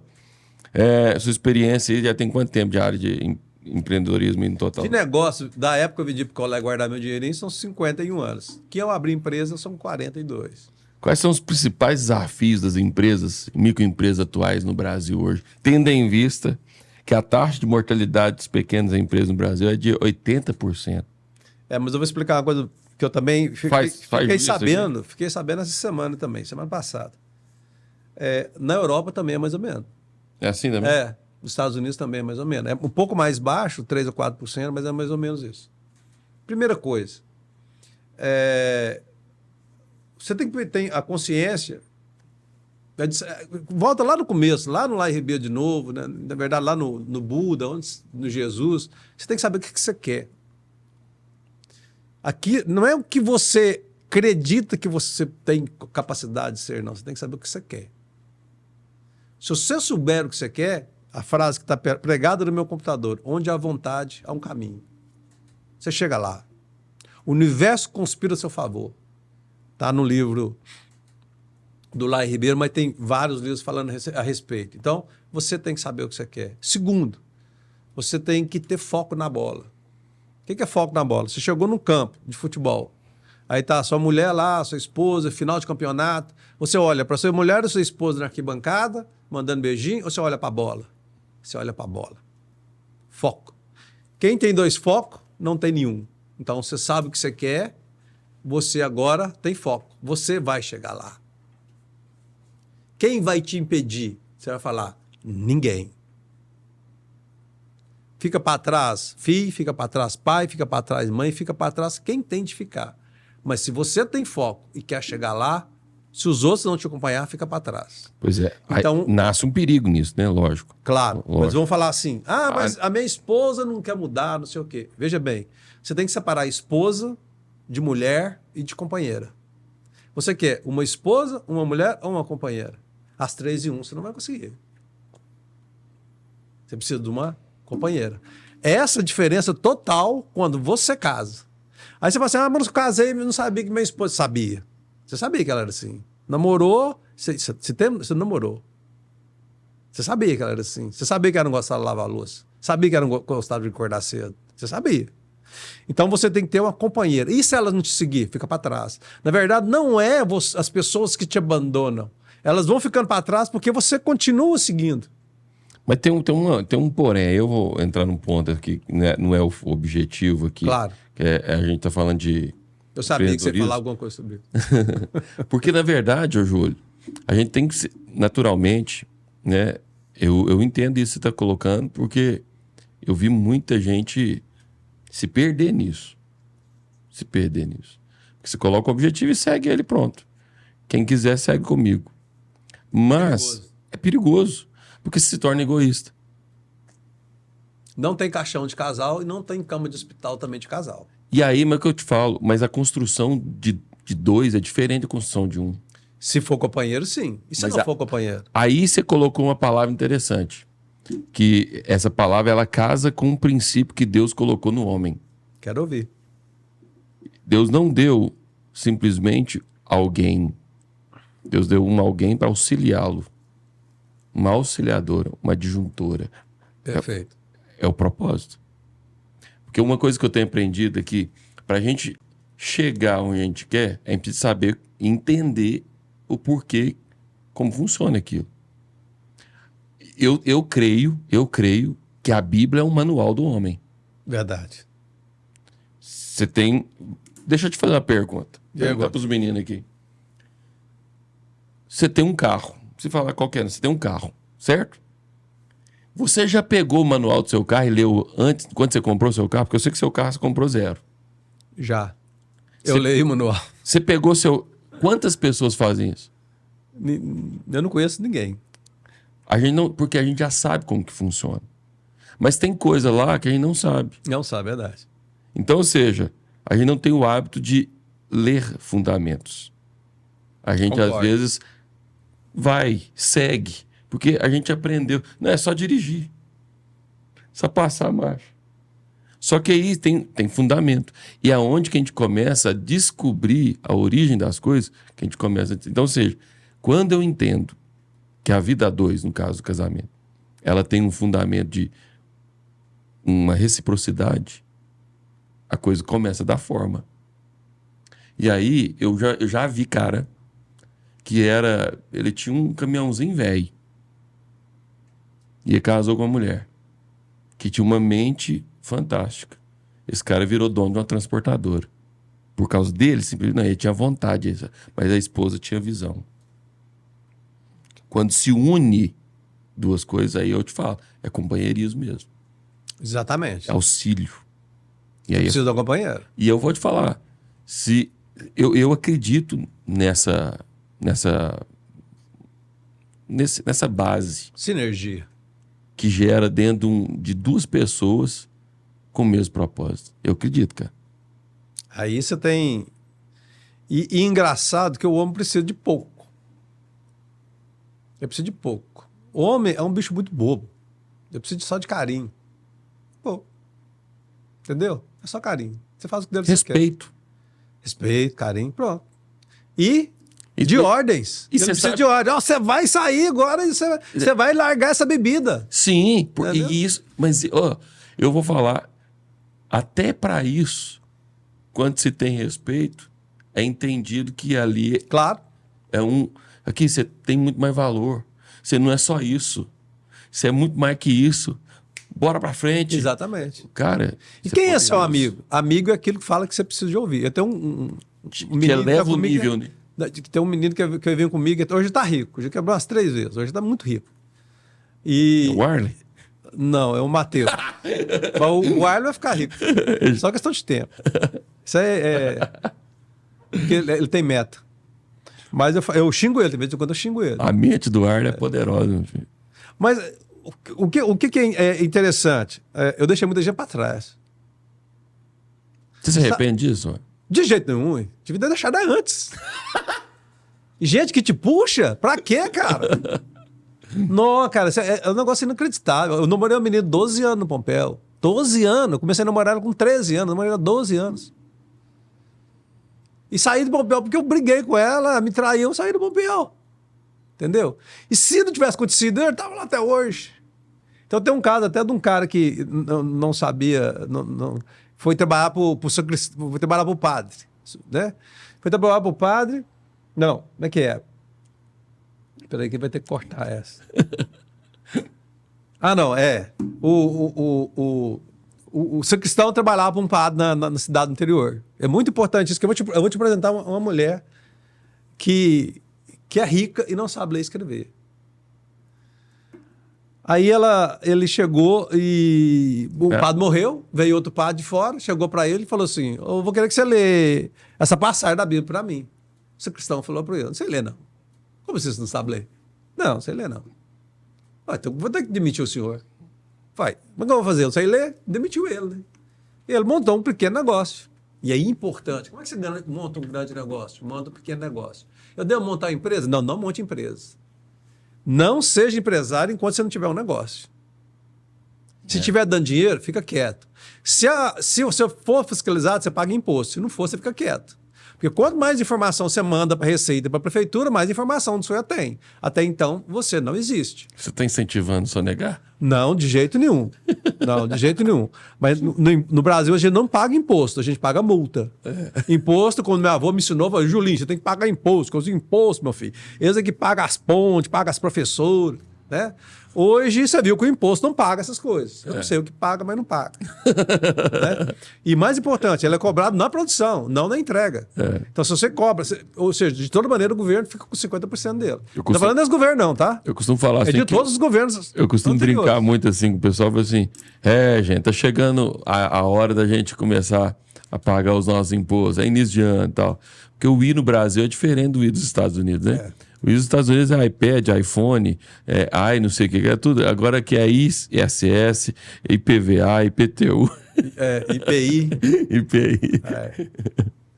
Mas se você fizer a conta do risco, calcular o risco, por exemplo, quando eu tinha escola de informática na época, eu fiz uma conta uma vez. Eu não tinha funcionário. É coisa mais engraçada. Você estava contando, só volta aí no que você estava contando do homem aí do estava contando do sacristão. Sacristão.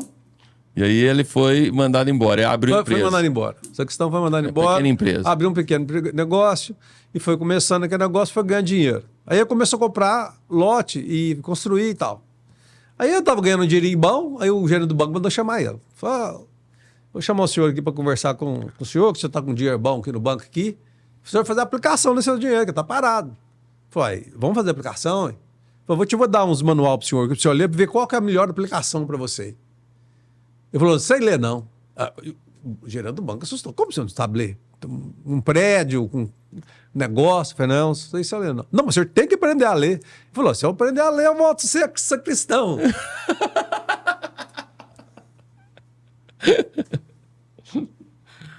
Ou seja, os desafios, as crises geraram... Meu avô tinha 4 anos de grupo.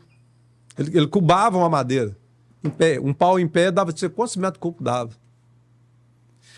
Aí você fala assim, na vida, né, cara? qual que é a solução da educação? Não existe educação no Brasil. Esquece a ideia. Existe estudante. Vamos ver a diferença disso. Cheguei num evento em Brasília, até percebi uma das condecorações aí, e conversei com o chefe de segurança nacional do Bolsonaro, um dos chefes de segurança nacional dela. E ele falou comigo assim, eu falando com ele, né, porque a gente cobra imposto na produção, esse tipo de coisa, e o menino dele falou, meu menino aqui passou agora nas Forças Armadas. Falei, bacana, esqueci até como é que chama. Passou nas Forças Armadas, cara, ele estudou 4 anos. Ele tirou 100% nas provas. Está na Força Armada. Pode ter o salário dele 15, 20 mil, não sei. Mas seguiu carreira militar. Quer ver? Se você estudar para ser piloto, você sentou para ser piloto. Você sentou lá, eu quero ser piloto. Primeira coisa que a pessoa te pergunta, você tem dinheiro? Não tem não. Então você não vai ser piloto. Você precisa de ordem de voo. Ordem de voo é caro. Então você começa com 100 mil. Você precisa ter faculdade para ser piloto? Não. Então, se você pensar, não existe educação, mas existe o estudante. Aí se eu perguntar para você, seu filho estuda 8 horas por dia? Não. O filho do aviador estuda. Então nós temos uma escola aqui, que depois vocês olham lá, que eu até marquei o nome do que chama Avenues. A mensalidade lá é 14 mil reais por mês. Seu filho sai de lá como líder mundial. Está lá em São Paulo. O que você faz com 14 mil reais por mês? Seu filho já está pronto. Quando ele sair dessa escola, ele já está pronto. Entendeu? Então, ela está nas maiores capitais do mundo. E está em São Paulo. 14 mil por mês. É 20 mil de matrícula e 14 mil por mês. Só que você sai lá falando 2 idiomas, né? 2 ou 3 idiomas, hoje deve ser 3. São os melhores gestores do mundo que estão lá. Que a escola é em inglês. A aula é em inglês. E você sai de lá formado. Você quer pagar? Não. Então esse é o preço da educação de qualidade. É cara. A única coisa que as pessoas não percebem é isso. Você tem educação de qualidade, você tem que pagar caro. É por isso que a Finlândia tem a melhor educação do mundo. Como é que considera a educação do Brasil? Mas o que eles gastam por aluno para ser a melhor do mundo? Não tem esses dados. Infelizmente, não sei não. Porque se você falou que mas educação tem um de qualidade... Tem o pessoal do PIB. É caro, né? É caro. Então... Educação é cara. Educação de qualidade é cara. Meu filho, por exemplo, ele faz inglês, ele faz estudo de manhã, faz música. Então, se eu juntar 3, nada, já vai dar 3 mil. Uhum. Né? Isso fora as despesas acessórias. Então, é caro estudar. E você quer gastar com isso? E qual a vantagem de você educar? E não é o pior ainda. Nós somos um dos últimos países do mundo a registro de patente. Então, no penúltimo lugar de registro de patente. O que quer dizer isso? Quanto tempo dura uma patente? Eu acho que é 70 anos. Aí ela já vira direito internacional. Direitos autorais eu sei que é 70 anos. Uhum. Era 50, mas teve a Disney ia perder os direitos autorais na época, teve uma confusão lá e entraram no Congresso americano e acabou que passou para 70 para não perder os direitos. Vai ser uma lei internacional. Mas também quando você entra no IPI, no INPI, Instituto Nacional da Propriedade Intelectual, é uma combinação internacional entre os países signatários. Então, geralmente, uma patente dura 70 anos. Eu acredito que sim. De patente eu não tenho muita certeza, não é minha área, mas de direitos autorais eu sei que são 70. Bom, e o que eu estava falando? Você estava falando sobre a questão da gente... Da educação de qualidade. Bom, então se você, por exemplo... Porque, na verdade, nós estamos falando só de empreendedorismo, né? Então, vamos falar do empreendedorismo da educação de qualidade. Então, vamos falar... Primeiro era o desafio. Né? Aí nós entramos para a área de família, né? Sim. Primeiro era o desafio. O desafio das empresas. De abrir empresa do Brasil é a mão de obra especializada. E onde que está o problema? Lá na educação de base. É que você falou que não tem curso técnico. Você tem uma construtora, entendeu?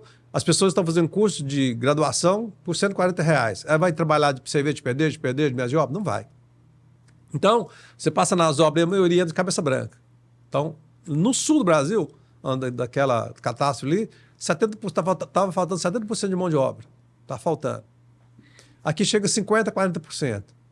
Olha você ver que é a coisa mais incrível que existe.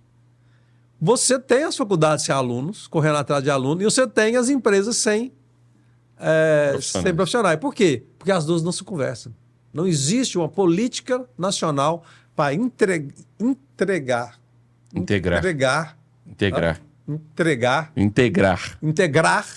a faculdade com a escola. Porque a faculdade não tem qualidade. Essa é a verdade. A faculdade não tem qualidade. Por que ela não tem qualidade? Porque a qualidade custa caro. Se ela cobrar caro, ela não vende. Então, você já viu alguém que tomou bomba em medicina? Tomou bomba em psicologia? Ninguém toma bomba. Todo mundo passa. Sem qualidade, todo mundo passa. Então, você tem médico, doutor, médico, advogado, tudo que você sabe nada. Sabe nada. Entendeu? Então, o que você faz? Você tem que fazer uma escola de ensino médio para fazer um realinhamento educacional, para você treinar o seu profissional na mão de obra técnica. É chamado de escola corporativa. Se você tiver uma escola corporativa lá na base, dentro da sua organização, a sua empresa não fecha. Ela fica poderosíssima. Porque o turnover, a troca de funcionário é muito alta, principalmente em supermercado. Imagina um cara de 18 anos trabalhando no supermercado no final de ano, no sábado, no domingo. Por isso que a troca é muito rápida. E aí, você não tem a qualificação profissional. E mais, o que poderia levar você a ter alguma vantagem? Falar, eu vou estudar para mim ganhar dinheiro, né? Não existe também investimento em pesquisa. Os nossos grandes cientistas vão embora do país. Enquanto China, Estados Unidos brigam mandando um cientista para o país do outro, aqui nós mandamos embora. Porque nós não investimos em pesquisa. Então, nós não temos pesquisa, nós não temos ensino fundamental de qualidade. Então, muitas vezes você monta a empresa, você monta a universidade corporativa, isso aconteceu muito, mas quando você vai ministrar a aula sobre, por exemplo, mestre de obra, a pessoa não sabe metrologia, aí vai ensinar metrologia, não sabe matemática. Então, quando eu tinha escola técnica, eu parei com todos os cursos de exatas. O curso que eu montei primeiro foi o curso de mecânica, de eletrônica. O curso de eletrônica começou com 50 pessoas, terminou com 8. O curso do Harley aqui começou com quanto, Harley? 58. Hoje tem quantos? 16. Em 58 saiu 16, porque as pessoas não sabem matemática. Como é que faz engenharia? E aí a pergunta é, ele vai para engenharia? Não. Por que vai para engenharia? Você pode ganhar muito mais dinheiro mexendo com marketing digital, empreendendo. Outra coisa, você tem que abrir empresa no Brasil? Para quê que tem que ser no Brasil? Ah, mas porque eu nasci aqui. Vem de novo aquele problema. Ou você larga para trás, ou você não vai para frente. Você não vai para frente se você não tirar a âncora. Você não vai para frente se andar com as galinhas. Eu concordo com você. Eu tenho um pato que ele não nada, porque ele nasceu com as galinhas. Você joga dentro d'água e sai correndo. Ele não, é impressionante, ele não nada. Então, é isso que acontece. Nós somos bitolados, nós fomos todos modificados geneticamente, mentalmente. Nós acreditamos... E outra coisa que todo mundo acredita, que o Brasil é pobre. Isso é a maior mentira cabeluda do mundo. O Brasil é milionário, tanto que não quebra. Todo mundo rouba e não quebra. Ele é milionário. O Brasil tem que quebrar. O dia que ele quebrar, conserta. Mas ele não quebra. Então, se você vai nos Estados Unidos, metade dos Estados Unidos para cima é gelo. Não planta, não faz nada. Aqui tem sol o ano inteiro. Em tudo se plantando dá. O que é o problema? O problema é que nós não... Aí você fala assim, o problema dos políticos. Não é. Vou te contar assim, o que é o problema? Da educação. Lá do berço. E por que não tem educação de berço? Porque os pais perderam para a tecnologia. Então, para você conhecer um país é muito simples. Você acha que o brasileiro é um cara honesto, reto, não sei o quê, os da direita é bonzinho? Vamos ver. Como é que é o trânsito do Brasil? O cara corta na sua frente, o cara corta na faixa contínua, o cara aumenta... Ninguém anda dentro do limite de velocidade. Então, isso é só o povo. Você quer conhecer o povo do país? Vai lá e conhece o seu trânsito. Estados Unidos, você anda a 80 milhas por hora. Você sair de 81 milhas, sai um carro da polícia debaixo do chão e para você. É impressionante. O Alexandre Garcia falou uma vez, assim, numa palestra dele, que se a gente pegar não sei quantos a população do Japão e trouxer para o Brasil e levar a população do Brasil para o Japão, acontece um paradoxo muito violento. Por quê? Olha só, o que eles fizeram em 30 anos, depois de ter tomado a bomba, né? Aquele negócio tudo, numa ilha que não tem nada, né, de produtividade, assim, quase que zero, né? Eles conseguiram fazer absurdos, né? As maiores montadoras de carro do mundo praticamente são japonesas. Ou dependem do Japão. Sim. E aí, imagina esse povo no Brasil, o que eles iriam fazer do Brasil? Aí ele fala a comparação assim, Alexandre Garcia. Assim, então, para vocês verem que o problema não está no solo do Brasil, nem no solo do Japão. Está no... Aí eu não quis falar, né? No brasileiro. No brasileiro. Mas, assim, nós temos uma coisa muito interessante, você falou essa história, que me lembrou outra história muito importante, foi uma experiência que o professor fez na faculdade de Harvard. O que é da experiência? Todo mundo está falando sobre socialismo. Ele falou assim, beleza, próxima prova que vocês tiverem, se vocês tiverem, eu vou dar a nota por igual. Eu vou somar a nota de todo mundo e vou dividir por igual. Aí a pessoa que tirou A, lá é A, né? A pessoa que tirou A ficou com B. Ou B+, né? Ou ficou com menos nota. Na próxima prova, o cara que estudou muito falou assim, eu não vou estudar. O que é que eu vou estudar? Vai dividir por todo mundo mesmo? Estudou menos. E os outros que estudavam alguma coisa, falaram assim, também não vou estudar, vai ter média. Né? O cara lá vai estudar para mim, por que eu vou estudar? Aí ninguém estudou. Então, foi nota baixa para todo mundo. Esse é o problema. Esse é o socialismo. Essa é a ideia da experiência que foi feita. Tá certo ou tá errado? Mas eu tenho uma polêmica dos infernos, cara. Não, mas dos infernos não quero saber. É do pensamento. Então, tem uma polêmica dos céus. Deixa eu só fazer alguma colocação aqui. Suportar essa pressão, tendo em vista que as empresas, né, você falou que não é só um problema do Brasil, mas a falta de preparo, você já colocou aí, falta de conhecimento sobre empreender, que de fato é desafiador para nós, a incompetência da lida com o cliente, com o mercado, né? O cara achar que ele tem um supermercado, a mercearia, e você perguntar para ele, falar assim, quem que é seu concorrente? Meu concorrente é o Carrefour. Vamos dar um exemplo aqui, né? É uma multinacional. Não, o seu concorrente direto é uma outra mercearia do outro bairro ou próxima de você. Isso é falta de conhecimento de mercado. Então, ou seja, essas coisas todas. Você tem uma solução para isso? Você acha que, não falando assim como se você fosse o deus do marketing, do empreendedor, não fala assim, mas você acha que você é um cara que visualiza muita coisa? Como poder melhorar isso? Educação só resume? Olha, a qualificação profissional, segundo o Sebrae, as empresas quebram por falta de qualificação profissional. Né? Isso são os dados do Sebrae. E é uma verdade. Se você não tiver qualificação profissional, você está em desvantagem. Porque, agora, sob a pressão, como é que você aguenta a pressão quando você quebra? A pergunta foi essa, não foi? Porque se a gente está numa realidade de 80% das empresas que montam pequenas empresas, elas não conseguem, né, dar sequência, a mortalidade é essa. A taxa de mortalidade empresarial é essa, 80%. Como diminuir isso? Então vamos pensar primeiro assim. Assim como nos outros países, a taxa de mortalidade é alta por falta de conhecimento. Segundo, no início daqui nós falamos sobre disciplina. Para você possuir um negócio, você tem que estudar todo dia. Você tem que ir em feiras. Você tem que participar de congressos, de eventos. Se você estiver atualizado com o que está acontecendo, sua chance de quebrar é menor. Muito bem. A segunda coisa, que você tem que prestar bastante atenção. Então, network, então, primeiro. Sim, network é fundamental. Se você tiver um network... Porque se você vai em feira, você é network. Você participa você cria network. Porque você vai... Eu estou aqui criando network com você hoje porque você está me passando muita informação interessante. Eu, como pastor, eu preciso ter essa visão de mundo, porque a grande maioria... Vamos criar polêmica? A grande maioria de pastores, às vezes, olha só para o lado natural, espiritual do negócio. E a gente precisa de visualizar o mundo num todo. Meu ponto de vista...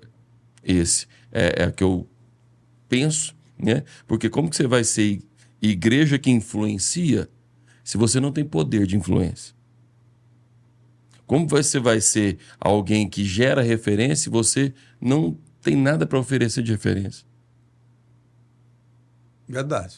Então, ou seja, eu não posso apenas gerar dentro das pessoas um conteúdo de algo que vocês vão sair daqui, dessa terra. Prepara as coisas para você sair daqui. Não. Inclusive, Jesus não deixou esse legado para nós. A oração que ele nos ensina tem muito propósito poderoso para que a gente possa trazer domínio sobre aqui. O céu foi criado para Deus e os anjos dele, mas a terra ele deu a homens. No Salmo fala isso. A terra ele deu a homens. E aí a gente está vendo uma realidade dessa que você está colocando, e talvez tenha muita gente nos assistindo aqui agora e fala assim, meu Deus do céu, nós não temos solução? Tem solução. Eu creio que tem. Sim, tem. Tem uma solução. Vamos falar de administração de empresa de forma bem simples. O segredo de você ganhar dinheiro é você fazer mais com menos. Então, por exemplo, se você é dentista, em vez de você fazer um curso de odontologia, faz um curso de administração, um curso da área de gestão e põe 5 dentistas para trabalhar para você. Então, aí o dinheiro está trabalhando para você. Não você trabalhando pelo dinheiro. Primeira coisa. Segunda coisa, vai montar um negócio, já tem tudo escrito que você tem que fazer. Então, primeira coisa que você faz é uma pesquisa de mercado. Depois da pesquisa de mercado, você localiza a demanda. Tem demanda? Tem mercado. Né? Se não tem mercado em demanda, você não abre. Você tem que fechar no papel. Aí você paga alguém para te fazer um plano de negócio. Você tem um plano de negócio, você segue aquele modelo de negócio. Que, inclusive, hoje, até o próprio Sebrae faz isso para a gente. De graça. E tudo que você quiser, tem. O que é o problema? Você não estuda. O problema é esse. Por quê? Assim, é o complexo de Deus. Você acha que você vai abrir o negócio vai dar certo, simplesmente que você vai trabalhar muito. E não Deus, que você vai estudar muito. E aí entra Quando você abre um negócio, você fica pensando, nossa, eu tenho que estudar pra caramba. Você não pensa nisso. Você não pensa em estudar. O que tem a ver trabalhar com estudar? Eu já estou saindo da escola porque eu não quero. Não, é o contrário. Aí você estuda pra caramba. Aí entra uma coisa muito importante. O egoísmo. Você tem que ser egoísta. Por quê? Veja bem. O segredo de ter uma empresa de sucesso é você gostar de você. Porque você só pode ajudar o outro se você estiver ajudado. Quando o avião está no ar, o que fala? Coloca a máscara primeiro em você, depois na criança. Uhum. Porque você tem que estar bem. Você tem que estar antenado. Então, você está determinado, vai perder muita coisa. Vai perder amigos. Por quê? Vai perder o cara. Você vai ser um cara que bebe cerveja todo final de semana. Vai perder, porque no final de semana você tem que estudar, porque meio de semana você tem que trabalhar. Então, você tem de seguir o que está no manual. Tem um manual lá o que você tem que fazer. Tem para tudo que dá tipo. De A a Z. De graça. Você estuda? Não. Quebra. Aí, vamos pensar. Uma coisa que é imprescindível na empresa, você tem de contratar gente melhor que você. Segundo, ninguém fica rico sozinho. Você não fica rico sozinho. Entendeu? Você tem de ter parceiros, você tem de ter negócios, você tem de fazer negócios, não ser um empresário para vender B2C, consumidor final. Você tem um B2B, quando você fala de venda, ela expande. Quando você fala em network, você expande, você vai ter que vender a sua ideia para outra pessoa. Então, isso é persuasão. Isso você tem que estudar, comportamento humano, inteligência emocional. Você tem que ser afiado. Resumindo, a palavra liderar é influenciar. Influenciar. E suas chances de vencer... como é que eu faço isso? Tem um livro de 1800 e pouco. Como fazer amigos conquistar... Como fazer amigos e conquistar pessoas. Como fazer amigos e influenciar pessoas, de Dale Carnegie. Bom, aí lê ele. Todo mundo lê. Aplica. Ninguém aplica. Eu aplico. Chegou nas vendas, eu aplico. O corpo fala, eu aplico. Eu começo a falar, que eu falo muito. Começo a falar, a pessoa começa a coçar a orelha, eu paro. Falei, qual que é a sua pergunta? Porque quando você é pequeno, isso eu aprendi em um livro chamado Comunicação, do Laí Ribeiro. Aliás, eu parei de comer trigo por causa do Laí Ribeiro. Eu parei de comer açúcar por causa do Laí Ribeiro, né? Meus exames são todos em dia. Ele é médico também? Ele é médico. Mas eu acredito nele. Porque ele fala uma coisa muito simples, que Buda falava também. Você não precisa de acreditar em mim, só tem que fazer. Então, quando eu cheguei muito doente no médico, muito doente, ele é aluno do Laí Ribeiro. Eu falei assim, cara, eu tô muito ruim, minha garganta não para de inflamar, meu ouvido não para de inflamar, eu não paro de tossir. Aí ele falou, procura o médico tal. Eu fui no médico tal. Ele fez o exame, eu tinha 45 anos que eu tinha dor de barriga. 45 anos. Não tinha nada que cortava. Ele falou, para de comer trigo. E eu não tenho alergia, não dá em exame. Foi meio que eu tirar com a mão. Acabou todas as infecções, perdi 8 quilos no mês, 8 quilos. E nunca mais tive barriga. E como normal. Então, não adianta. Está lá no livro, cara. O negócio, visualizando o negócio está lá no livro, está escrito lá, assim, ó, eu lembro da frase lá aí. Você tem 1 tonelada de ouro no fundo do mar. Quanto que ela vale? Nada, porque você não consegue chegar lá. Ela está no fundo do mar. Você tem o conhecimento, você tem a Bíblia na mão, você sabe, está escrito. A mulher tem de respeitar o marido, o filho tem de respeitar. Os 10 mandamentos. Eu perguntei ao menino, você sabe quais os 10 mandamentos? Ele, mas você não é cristão, você não está lá na igreja, você não está lá no catecismo? Você tem que saber os 10 mandamentos. E vamos prestar atenção nele. Não adianta você souber os 10 mandamentos se você não aplicar. É. E por que ele foi escrito? Porque deu errado. Alguém matou alguém e se deu muito mal. E lá está escrito, não matarás. Por quê? Porque está lá. Aí você tem informação. É impressionante. É inacreditável. Eu estou fazendo um projeto para político. Tem dentro do grupo 1.000 vereadores, 1.000 candidatos. Porque são 2 grupos no Brasil de 1.000. todo. Muito bem. Aí eu falei assim, gente, vocês vão mudar o perfil de vocês, de vocês lá, custo de marketing básico do básico. É por isso que não funciona. Falei, você vai colocar lá o seu perfil. Pré-candidato a vereador. 2 fizeram isso em 1.000. Das perguntas que tiveram, 98% das perguntas foram sobre legislação. Eu posso fazer isso, eu posso fazer aquilo. Eu falei, gente, vou mandar para vocês o manual do TSE, é só vocês lerem. Eles liam e faziam a pergunta de novo. Eu falei, como vocês querem ser vereador se vocês não conseguem ler as leis? Vocês vão fazer leis e não conseguem ler leis. Vocês têm que repensar a vida de vocês. Então as pessoas não fazem. É por causa do dinheiro que vai pagar. Se eu chegar para você e falar assim, olha, eu te prometo, se você parar de comer trigo, você vai perder 70% de todas as suas alergias. Porque eu fiz, então o veterano está lá, quando eu falo assim, eu estive lá, eu fiz e funcionou. É isso que o veterano faz quando a gente está nesse canal. Funciona. Se você falar assim, respeitar pai e mãe, que está lá nos 10 mandamentos, pega, pastor, uma sessão e destrincha isso até no final. Não tem uma coisa mais poderosa que isso. Porque eu respeitava meu pai, respeitava minha mãe, respeitava meu avô. E meu avô era passivo. E meu pai tinha que respeitar, senão eu apanhava. E onde que eu cheguei? E outra coisa importante, a pessoa tem que ralar. Eu tinha 2 famílias muito distintas, e eu vi isso. A mãe, casou de novo, teve dois filhos. A mãe dava tudo para esses meninos. Tudo. Eu chegava na cavalgada, 5 horas da manhã, a mãe lavava os tênis, preparando para sair de noite. Lá do Pompéu, que meu pai casou pela 3ª vez, tudo na miséria. Eu mandava cesta básica para lá. Tudo bem de vida. Tudo bem de vida. Eu fui jogado fora. Eu ligava para quem quando eu tava com problema? Eu ligava para quem? Não tinha, né? Não tinha para quem ligar. O seu avô que era Meu avô mais já chegado? foi, quando ele já foi, não tinha para quem ligar. Não tinha para quem chorar. Era eu comigo mesmo. Por isso é guerreiro. Aí é ser guerreiro.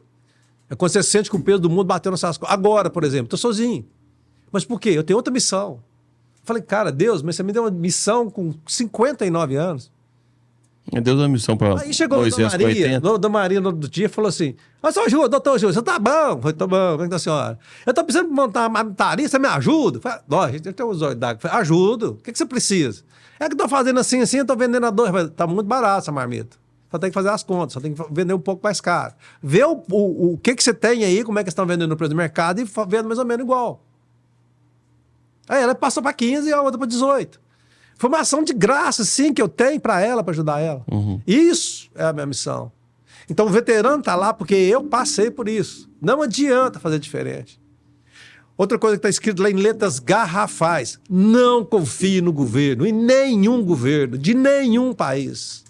Faça reserva e divida a sua reserva. Se for preciso, compre dólar em terra. Não confie no governo. E não acredite, os Estados Unidos não vai quebrar. A Rússia não vai mandar um míssil para lá. Por quê? O rubro é lastreado em dólar. Se eles acabar com os Estados Unidos, todo mundo quebra. Porque é tudo lastreado em dólar. Olha que a falta de lógica. Agora, pode ter um doido que pode soltar? Pode ter, mas isso é imperativo. Então, as leis são imperativas. Então, essa lei aí, ó, quer ver uma história que você pode explorar pra caramba e conte sempre pros seus filhos a história da cigarra e da formiga. Não falha. Você pode cantar o que você quiser, você pode chegar nas redes sociais, você pode ter seguidor, você pode fazer o que você quiser. Se você não trabalhar, você não vai. Eu quero ganhar dinheiro. Você não vai ganhar dinheiro se você trabalhar. E se ganhar, você perde. Rapidinho. Quantas pessoas que receberam herança que são ricas? Quantas pessoas que receberam dinheiro de loteria e são ricas? Proporcional pequena. Por quê? Não sabe o valor. Quando você sabe o valor daquele carrinho que você comprou, meu amigo, que você ralou, você lembra do tanto de saco de cimento que você teve que abrir, quanta lar você teve que bater, acabou com a mulher no ranking que você não. Você não vai levar esse carro de jeito nenhum, Ou joga no buraco, mas você não leva. Né? E é desse jeito, porque aqui é valor ali que você fala. Aí você fala assim, cara, mas é tudo material? Não, não é nada material. É por isso que tem muita coisa. É tudo amor, é amor. Então você começa a passar fome na frente do supermercado, vê se alguém tem amor pra você. Nunca foi tão frio. Mas sempre foi frio, só que agora nós estamos percebendo. É por isso que tem muita gente trazendo para um lado assim, né, espiritual. Muita gente que não dá valor à salvação. Verdade. Porque Jesus deu ela. A culpa é de Jesus não. É porque a gente, você falou, a gente não lê. Lê o quê? O manual. Tá escrito lá, ué. Tá lá. Mas é inacreditável. Quando você fala estudos bíblicos, né? Tá escrito lá. Quando você fala assim, Laí Ribeiro falou, o que Buda falou, mas são, porque sempre, em qualquer irmandade, em qualquer tipo de livro, tá escrito lá. Na Torá tá escrito lá. Acorda cedo, vai trabalhar. Cuide dos seus filhos. Filho, respeite os seus pais. Está em todos os lugares. E as pessoas não seguem e quer que dá certo. Então é por isso que você tem... Hoje, o Brasil tem um problema sério de obesidade. Sério, não de fome, de obesidade. Mas por que nós temos problema de obesidade? Porque come errado. Come errado. Você não pode comer trigo. Aí você quiser, por que não pode comer? Tá um artigo científico lá onde você quiser. Você não pode comer trigo. Ele é veneno. Ele foi desenvolvido pela Monsanto com não sei quantos aminoácidos. Nada come aquilo. Se você deixar um biscoito em cima da geladeira, ele fica lá um ano, nem formiga e nem mofo. Então você não pode comer. Porque o refrigerante, ele é veneno. Ele te mata. O açúcar prejudica tanto a criança quanto o álcool. Então eles queriam inventar um refrigerante. Vou inventar uma cerveja para criança. Inventaram um refrigerante. Porque o que mata é o açúcar. Pode falar o quanto que você quiser. Você pode fazer o que você quiser, começar do jeito que você quiser. Mas você vai ter essa dificuldade. Mas você vai adoecer. Aí fala assim, cara, eu por exemplo, eu passo vontade de comer açúcar. Dia inteiro, que aquilo não tem... Essa não tem cura. Larga cigarro, bebida, você larga tudo.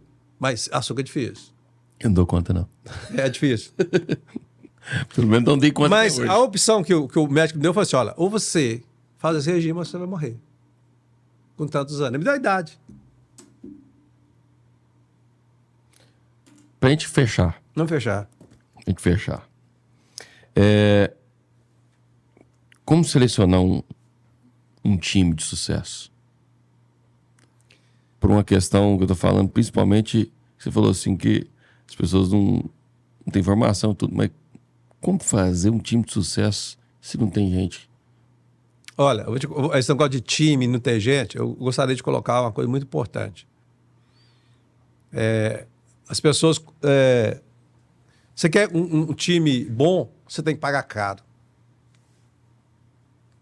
Você tem que ser... Por que você tem que pagar caro? Porque apesar de que a primeira motivação do trabalhador não é salário, é a segunda.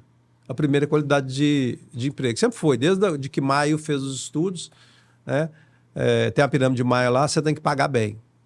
E também está nas 48 leis do poder. Pague bem, pelo serviço bem feito. Segunda, existe uma coisa chamada headhunter. Em inglês quer dizer caçador de cabeça. Então, se eu tenho... As grandes corporações fazem isso. Copiem as grandes corporações, não dá errado. Você vai pegar aí... As pessoas já são boas de serviço e já trabalham na empresa X. Tira de lá. Oferece o dobro. Tira de lá. É assim que eles trabalham. Você tem que ter o melhor CEO. Eu quero ter uma empresa excelente. Então, primeiro tira da sua cabeça a ideia boa. Você não tem que ter uma equipe boa, porque o bom é inimigo do ótimo. Tudo que é bom vai pro saco.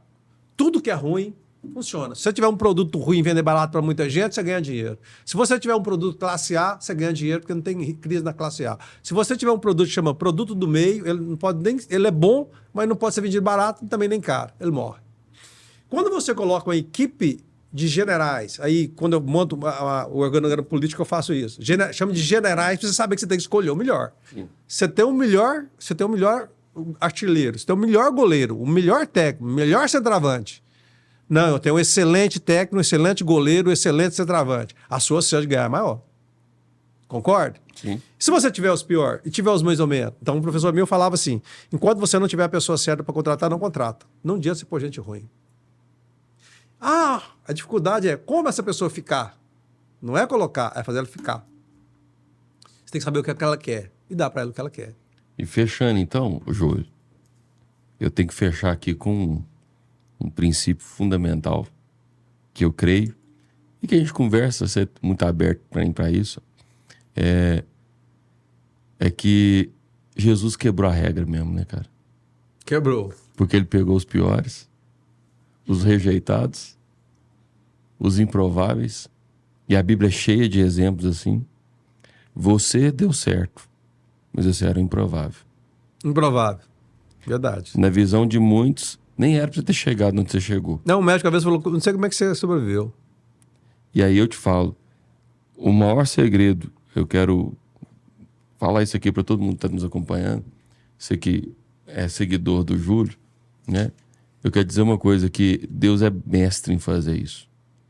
E eu acredito, existe uma palavra sobre a nossa nação, né?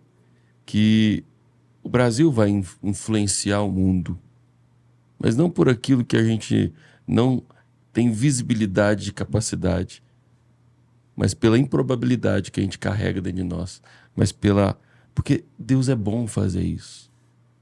Deus é bom fazer isso. E eu acredito que pessoas como você, que desbravou muita coisa, desvendou muita coisa, que você correu atrás, tudo, essa gana, você sabe qual o segredo do judeu? É uma palavra que ela tem poucas vezes na Bíblia. É uma palavra que eu já preguei isso aqui. A palavra chama Hazak.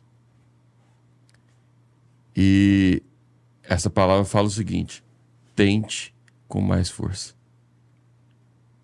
Bacana, gostei da palavra.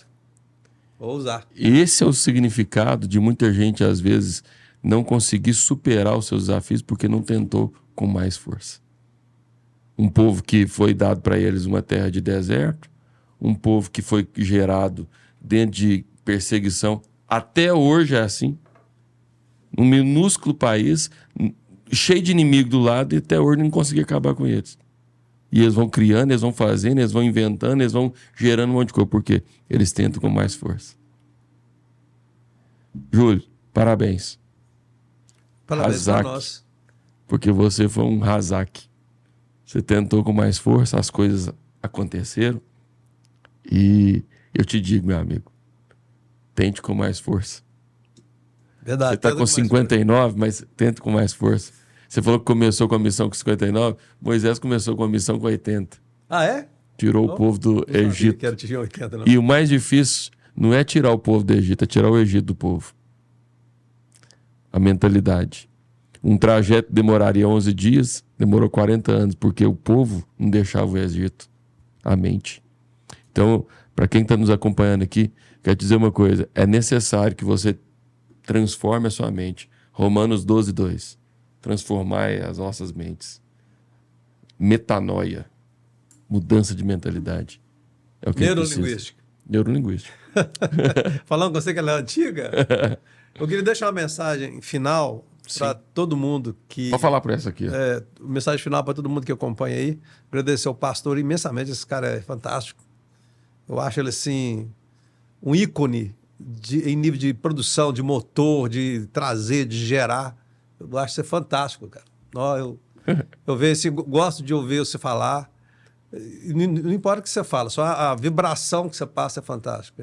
Valeu. É realmente uma missão que você tem e foi bem escolhido. E gostaria de contar para você sobre esperança. Bom, Eu já perdi... Uma vez eu perdi a minha esperança, uma vez. E quando perder a esperança, não quer muita cabeça, não. Toma uns psicotrópicos que logo passa. Não precisa inventar, ir pro psicólogo, faz muita coisa, não. Toma uns psicotrópicos ali e toca a bola, entendeu? Ainda bem que é uma palavra difícil, ninguém vai ser. Não, vai, toma os psicotrópicos lá e continua com foco na bola. Você vai achar a bola, você pode ter certeza. Nunca perca a sua esperança. Se precisar, toma os psicotrópicos. Então vamos lá. Existe uma lenda antiga que um tirano não pode descer de cima do tigre. Todo tirano, seja ele qual for, em qual idade que for, em qual época que for, ele está montado em cima de um tigre. E por que ele não pode descer? Ele não pode descer porque se ele descer, o tigre come ele. Então ele é comido pelo tigre. Então tenha certeza, mais cedo ou mais tarde, todos os tiranos têm que descer. Bom. Como dizia Mahatma Gandhi, nunca vi a tirania sobreviver. Então fica aí a minha mensagem de esperança para vocês. Fiquem sempre com os olhos na bola. Acreditem. Assiste Kung Fu Panda. Lá tá lá. Então, tudo tá lá, cara, no que é desenho. Ele cerca todas as mentalidades orientais, né? Que a gente usa porque usa até hoje. Mas está lá. Acredite em você. E você ainda tem uma força que eu não tive. Você tem um pastor Gil. Hoje você tem as igrejas de evangélicas que já não tinha na época, né? Que te traz força, que te traz esperança. Vá na sua igreja, reze com força e não tem fé sem obras, não é isso, pastor? Exatamente. E trabalhe duro, que você merece. Você vai chegar lá. Valeu. Abraço.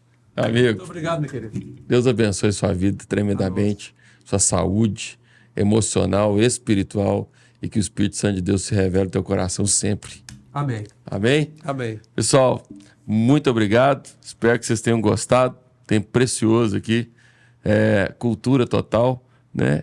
E que Deus abençoe todos vocês. Esteja com a gente. Se inscreva no canal aí, compartilha, divulga isso aí e dá um alô lá, você que é conhecido do Júlio, dá um alô para ele, assistir você aí, parabéns e tal. E isso é bacana. Deus abençoe todos vocês, acompanhe a gente, estaremos sempre divulgando muitos outros podcasts aí também. Abraço, até mais. Tchau.